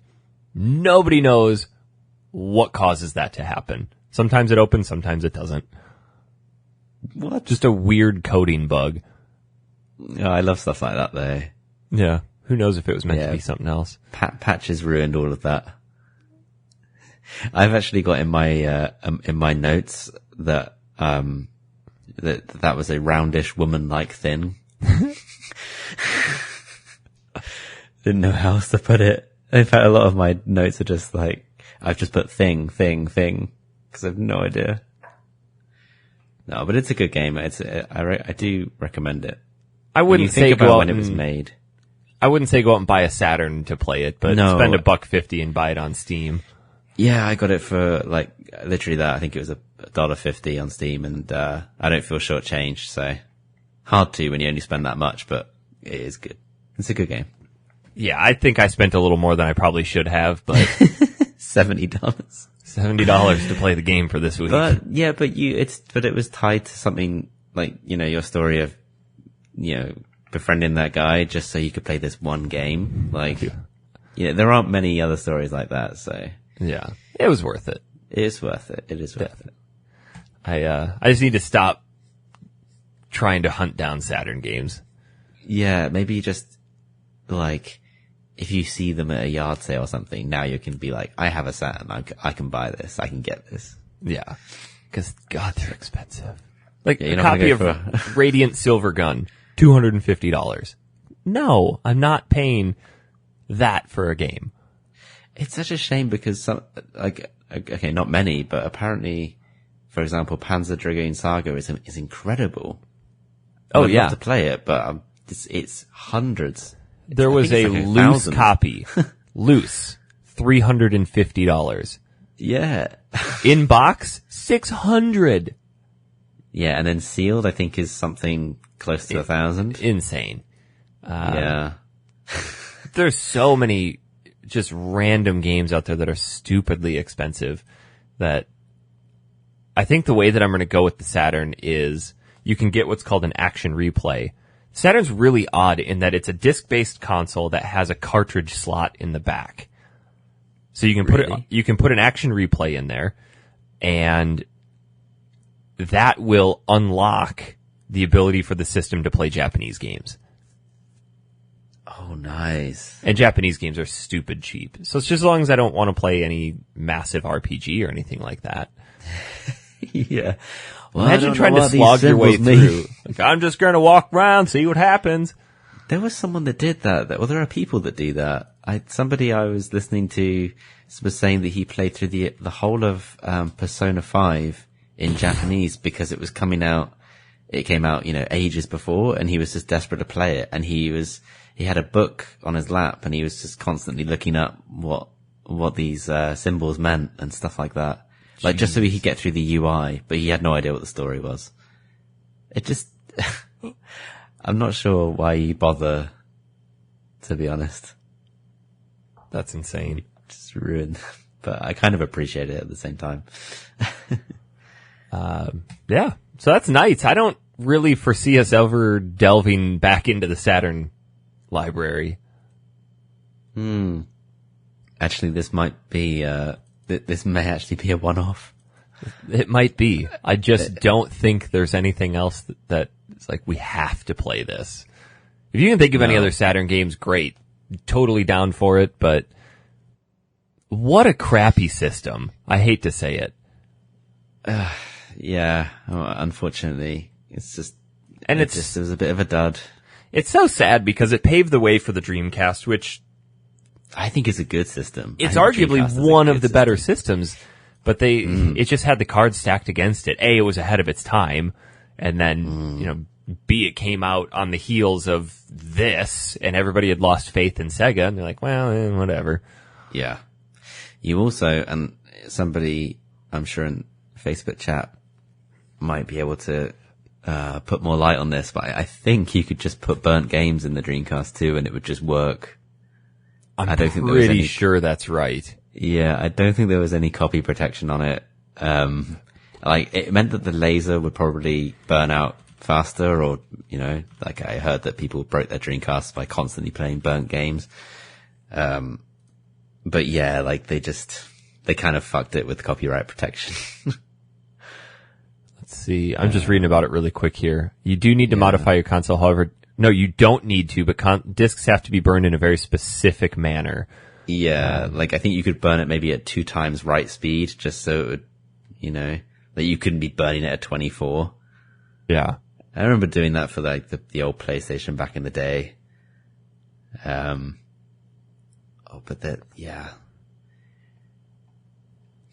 That was so big back then, was modding your console to play burned games. Oh, it really was, yeah. Nowadays, you just can't do it because there's online checks and all of that. They'll just kick you off. Yep, yeah. Like, oh, well, we're banning you permanently. I remember, the last thing I remember was somebody flashing their 360, where they actually physically mailed their 360 somewhere and they got it. Like, yeah. And then they just said, well, I don't want to play online, so I don't care. The last mod that I ever did, I have a modded Wii, so I can just load, I did it for emulators, and ended up throwing one on there where you can put a Wii disc in and it burns it to a USB drive. Yes. So you can just load Wii games off of a USB drive. Yeah, so, I did that. I did it out of convenience because I had a stack of Wii games, and it was like, at the time, like, I don't want to change discs, so I just stacked them all onto a USB drive, and it had this really cool UI where it would pull down the box art and the description of the game and just cycle through, and it was really neat. But like Wii Flow or something? Yeah, something to that effect. I did the same because I didn't want to have to keep, we're just so not used to swapping discs anymore constantly, so, and I wanted to kind of preserve the discs, so just look after them. Did you ever mod not necessarily mod, but, use the PS2 hard drive for storing games? Yes, I did. There's a program called HD Loader. Yeah, that's it. Yeah. Yeah, I got one of those Maxtor 80 gigabyte, like, massive hard drives, and it went into the slot. It makes the PS2 weigh a ton. Oh, yeah. And it's really loud as well. But it's sweet. And before I did that, I used something called Swap Magic. Yep. Where you'd put the disc in and then it would read it and you'd eject it and... Yeah, I honestly, when the first time that worked, I was so excited because in Europe at the time, we were really starved of a lot of JRPGs, particularly from the Tales series. Mm-hmm. Very few were translated, and also some of the later Grandia games, like Grandia 3 was not available in Europe, and I love that series. So as soon as I was able to, bypass the region setting and play those games, I was like, oh man, like now I have a whole extra ton of JRPGs to play that I probably won't get around to. Oh, absolutely not. But it's nice to have them. I can if I want to. I just want to have them. That's just the story of my collecting life. You ever gonna play this? Nope. Why are you spending money on it? Because I need it. Christ, collecting this stuff's so expensive. Yeah. I just look at my shelf and go, well, that's a lot of money. That's a few, yeah. Well, if you're ever in dire straits, you have this like, or if my house ever gets broken into. Yeah. Maybe, get yourself one of those, get yourself a safe. That'd be a big safe. Or just lock the door to that room. Turn that entire room into a game room. Pretty sure a good foot to the door handle would break that open. Yeah, but by the time they were trying to break it open, you've already apprehended the intruder. Shoot twice, don't ask questions. You're in my house. Pow, pow. Any other thoughts on Knights? Play it. Don't necessarily get it because it's expensive. Well, I'm reading about the Saturn here. An updated model, recolored light gray, which was officially dubbed white, was released. Let's see. It was meant to raise appeal among women and younger children. Really? The two models were released by third parties. Hitachi released a model known as the High Saturn, a smaller Saturn equipped with a car navigation function, while JVC released the V Saturn.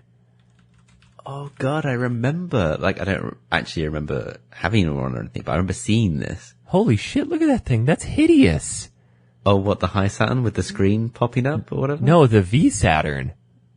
Oh, Christ, that looks like something you'd buy off the thrift shelf.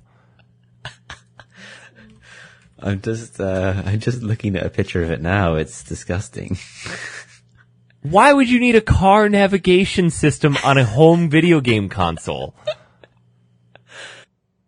You need to go to Japan because you'll see all this stuff. Like, I wish I'd taken more pictures of all the weirdest consoles I saw. It just makes you amazed at how much the West didn't get in those days.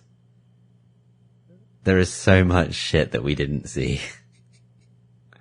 And for good reason, because it's all garbage, like, and does weird stuff like that, like. So but it's just interesting.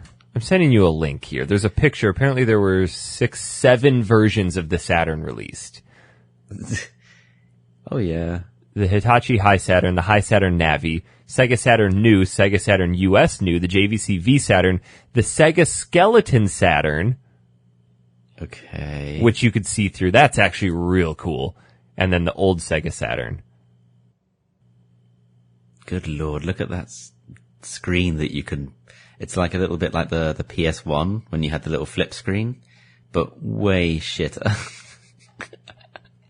Oh man, so this could be used for karaoke. Oh, because apparently karaoke's colossal in Japan. Like, it's absolutely huge. It's everywhere. They love it. I love it. I don't understand why you would need GPS.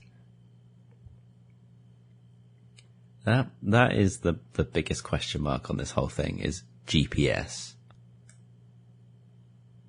Like, what the hell? But they get all sorts though. It's like the GameCube, the Panasonic Q. Remember that one? Yeah. Like, that's a really cool GameCube. Kind of ugly with all the buttons on it at the front, but it's pretty cool. This is why video game collecting is such a dark rabbit hole. Because you're like, oh, I want to have that version of the console. Yeah. Interesting. Like, you're buying the new Spider-Man PS4 Pro, aren't you? God, no. Apparently they released a wireless controller that used AA batteries and IR. Yeah, and an 8-player multi-tap. Because there was a Bomberman game you could play 8 players with. They were doing wireless controllers. Oh no, the Saturn was designed to support up to 12 players on a single console using a multi-tap. So it was a 6-person multi-tap. Holy shit. What? Which games allowed that? I guess they had their whole own library as well. It even had a floppy disk drive. I feel like Sega did this with all their systems, like just put all these ports and shit and see how much which one shit can we connect to this shit? I like those pictures of the Sega Power Tower. The Power Tower? Where's that? Is that on the link you sent me? No. It's the Sega Genesis Tower of Power, where you've got the Genesis into a 32X, into a Game Genie, into Sonic and Knuckles, into just a bunch of other shit. Just go to Google and type in Sega tower of power. I'm looking at it now. That's ridiculous. Like this one has the Sega CD that goes underneath it, then the Genesis, then the 32X, then the Game Genie, then something else that's got a cable plugged into it, then Sonic and Knuckles, then Sonic 3. Jesus, Sega, no wonder you fell apart. Yeah. Speaking of Sega, I saw something a couple weeks ago that I damn near spent $400 on. Have you ever heard of the Sega CDX? I think it's is it the standalone console that doesn't require the Genesis to run? Yeah, is that right? But it also plays the Genesis cartridge. Yes. So it's a Sega it Genesis. Looks like a big Discman. Yeah, because you could take it portable and listen to music CDs on it. It was basically a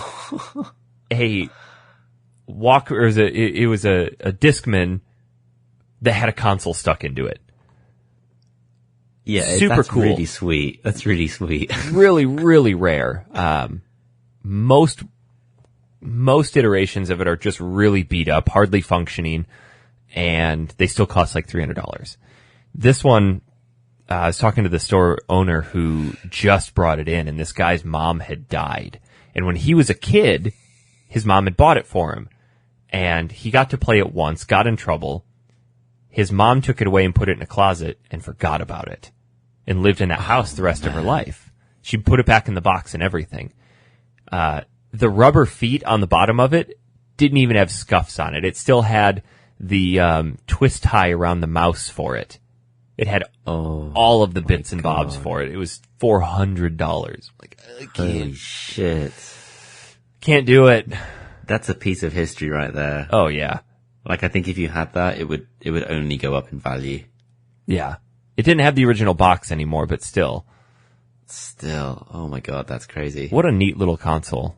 Like, you start digging into the history of old games, and there's some weird shit out there. Yeah, like, was it the 3D? Have you ever seen a 3DO as well?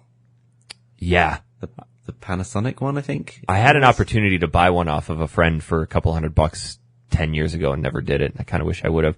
I saw my very first ever Philips CDI the other day. I've still never seen one of those. They're hideous. They're disgusting. They're huge and they're expensive. It's like $300 and like, well, I'm not going to buy this unless I can get the shitty Zelda game for it. Oh yeah, I forgot the Zelda game. But they look disgusting. They're like just a weird looking VCR, isn't it? Yeah. It's that weird VCR phase. And you don't have an Atari Jaguar? No, God, no. That system was just a abysmal failure. Did you have a Neo Geo ever? Mm-mm. I always wanted one of those, but there were never many games for it. The mid-90s, everybody was in the console market, and only two really survived.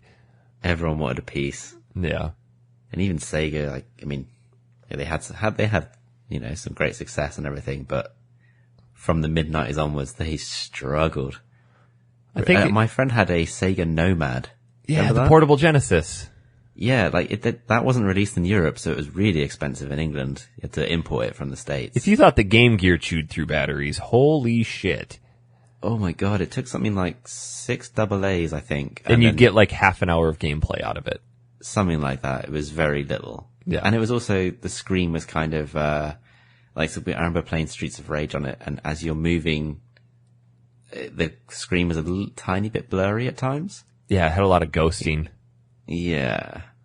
So it wasn't great, but it was a really cool idea. Weighed a ton.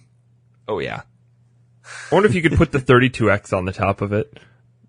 Yeah. One thing I did have when I last had a Mega Drive was I had this cartridge called I want to say it was called a Mega Gear. And you could play, Master Gear. And you put the Master Gear in the cartridge slot, and then you could put Master System games. Oh yeah. The top. Yep. Yeah, that was cool. Interesting. And possibly Game Gear as well, based on the name. Huh. But I can't remember. Definitely Master System, because apparently god-awful reason I wanted to punish myself and play Master System games. Apparently it's possible to run a 32X on a Nomad. Oh, wow. What a freaking mess that looks like. Look at that. Wait a second. That's horrible. Oh, yeah. And then you could do a whole power tower on top of that. Just walk around with it. Just go on the subway. Yeah. Then you could do your Game Genie into your Sonic and Knuckles into Sonic 3. Whoa, here it is. Look actually, at this. Here it is right here. Oh God. So this is a Game Genie into, or a Nomad into something, into a Game Genie, into Sonic and Knuckles, into Sonic 3. This is a hot mess of a picture here. Oh, hold on. Copy image here, buddy. I'll post this to our page so you can see it. So yeah, Sega was an interesting time. Yeah, the one thing I would also was actually quite recent. I don't know if you saw this. It was posted by all the big game outlets, and it was an advert that Sega put out for the new Sonic Mania edition. And they've taken that old 90s commercial and reshot it, and they're like comparing Sonic Mania with another game. I'll try and find the commercial for you. But it's that guy who, he has the two TVs and one of them's playing Sonic and one of them's playing Super Mario World, I think. Mm-hmm. And the customer keeps pointing at Sonic and the guy's trying to sell him Super Mario World, and he's like, I want Sonic. Sonic goes fast and all this kind of stuff. It was like a really tongue-in-cheek. You remember how commercials were back then? Like you just wouldn't do it these days, but they're like full on like bashing Nintendo in their ads and stuff. Oh, they'd get sued for libel and slander and exactly. But yeah, I'll copy the link and I'll if no one's put it in the Facebook group already, then I'll chuck it there as well. Sweet. But it is worth looking at. Just looking at the Facebook here. If you want to follow us on Facebook, facebook.com/group/Factory Sealed Podcast, you can get in on all the community action. All the goss. The what? All the gossip. Oh, did you call it the goss? Yeah. Oh, God. I don't know where our post for this week went. Here it went. Russell Schaefer's wanted to know, you wear the Nights into Dreams Christmas game. Recently got it from Saturn with a local thrift store. Intro is just, oh yeah, the intro to the game has easily one of the most comically bad voice acting jobs I've ever seen. Have you watched that? I did go back and watch it, yeah. Good God, it was bad. Yeah, that's something that really has improved a lot. Wow. Because it's horrendous.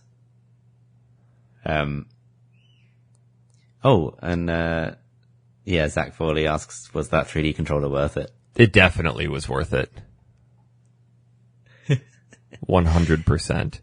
Yeah. Just to have it, too. It's a neat controller to have.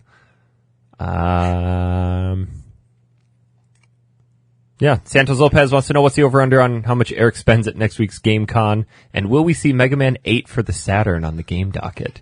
Oh, shit. Yes, it's on the game docket. I will probably not find it. I know Ben Schrader has a copy of it, and I've been pestering him for a long time to sell it to me. But it's very, very, very expensive. What does that go for, complete? Loose, $225. Ugh. Shit. I didn't even realize Mega Man 8 came out for Saturn. Yeah. That's nuts. Yeah, it's crazy. Huh. So, Tom, you got any final thoughts? Actually, I do have a couple of questions. Sure. That I want to ask you and maybe also, the listeners if they want to kind of stick this in Facebook, because now that I have an access to the whole Wii and GameCube library, when I was at university, we played this game called Mario Party on the N64. Yeah. And I loved it. It was so much fun. Like, it was just this moment where, all of my roommates and me, we were like we didn't really hang out very much, but we had this one moment where we all played Mario Party and all of a sudden we were all best friends. And like, it was, it's just so good. And that was the second game on the N64. So what's the best Mario Party game on GameCube and Wii? And I have no idea. There are so many, and I'm trying so that it's not like I can buy all of them. There are literally like 6. I heard really good things about Mario Party 8, I think is what it was. Maybe? So I heard that 8 was one of the worst ones because it was all just waggling with the Wiimote. Oh yeah, that's, okay, no. 8 was the first 9. one on the Wii. What was the last one on the GameCube? Was it 7? The last one on the GameCube was 7, Yeah. So, yeah, I know they're not for everyone, but I quite enjoy them, and I'm looking for something to play with when people are over, which is, Mario Party is a pretty good one for that. Tom, you trying to convince us you have friends? No, there's no need to lie. I have 0 friends. I mean, You just buy a bunch of controllers and set them around and with stuffed animals. Come on, Mr. Buttons, waggle that controller. I might set up a picture and do that. That's really funny. Yeah, so that's the first thing. And also just multiplayer games in general for the Wii, whereby, which, you know, where you don't have to be an amazing gamer to be the second player. Cause like, you know, and the last thing was, I'm quite interested in getting into the Dragon Quest series. And I'm wondering where a good place is to start with that. Like, I know nothing about it, but there are so many, and I'm like, what's a good entry? I have a DS. Do you have a 3DS? Not a 3DS, I just have a normal DS. So, Dragon Quest is interesting. It's very similar to Final Fantasy in that the games aren't really tied together. Mm-hmm.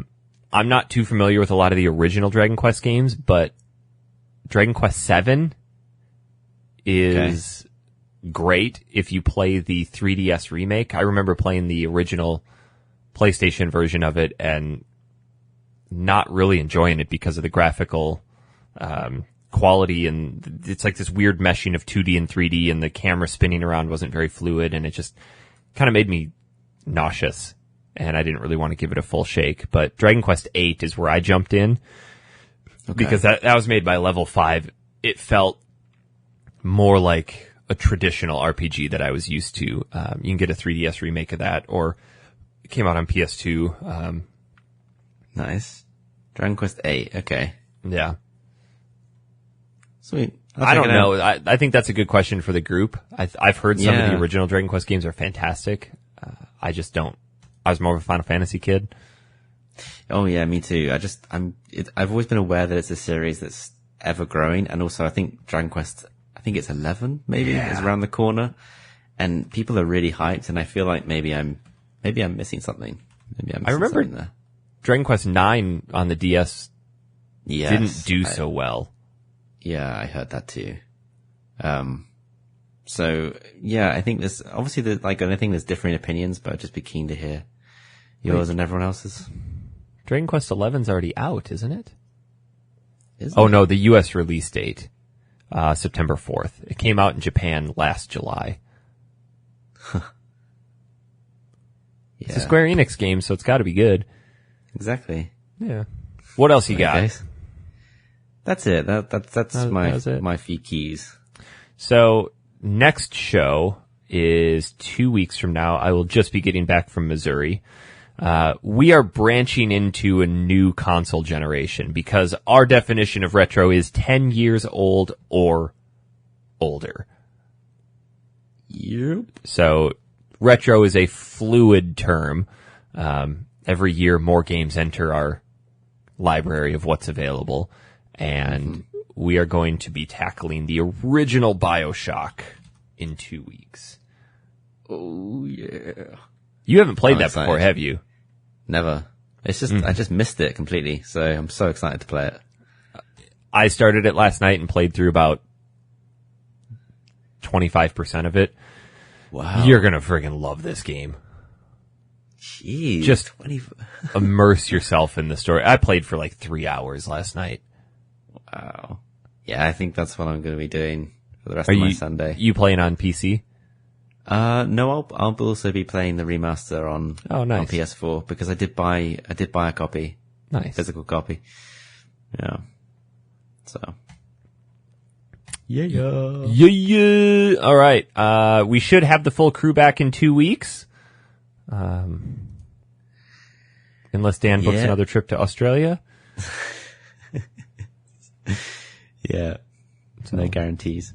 If you are in the St. Louis area and want to come hang out at the GameCon, Missouri GameCon, is next Saturday. I will be there.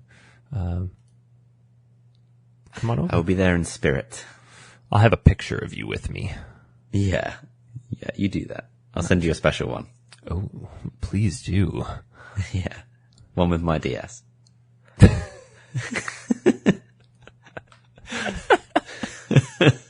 Just like a stylus between my legs.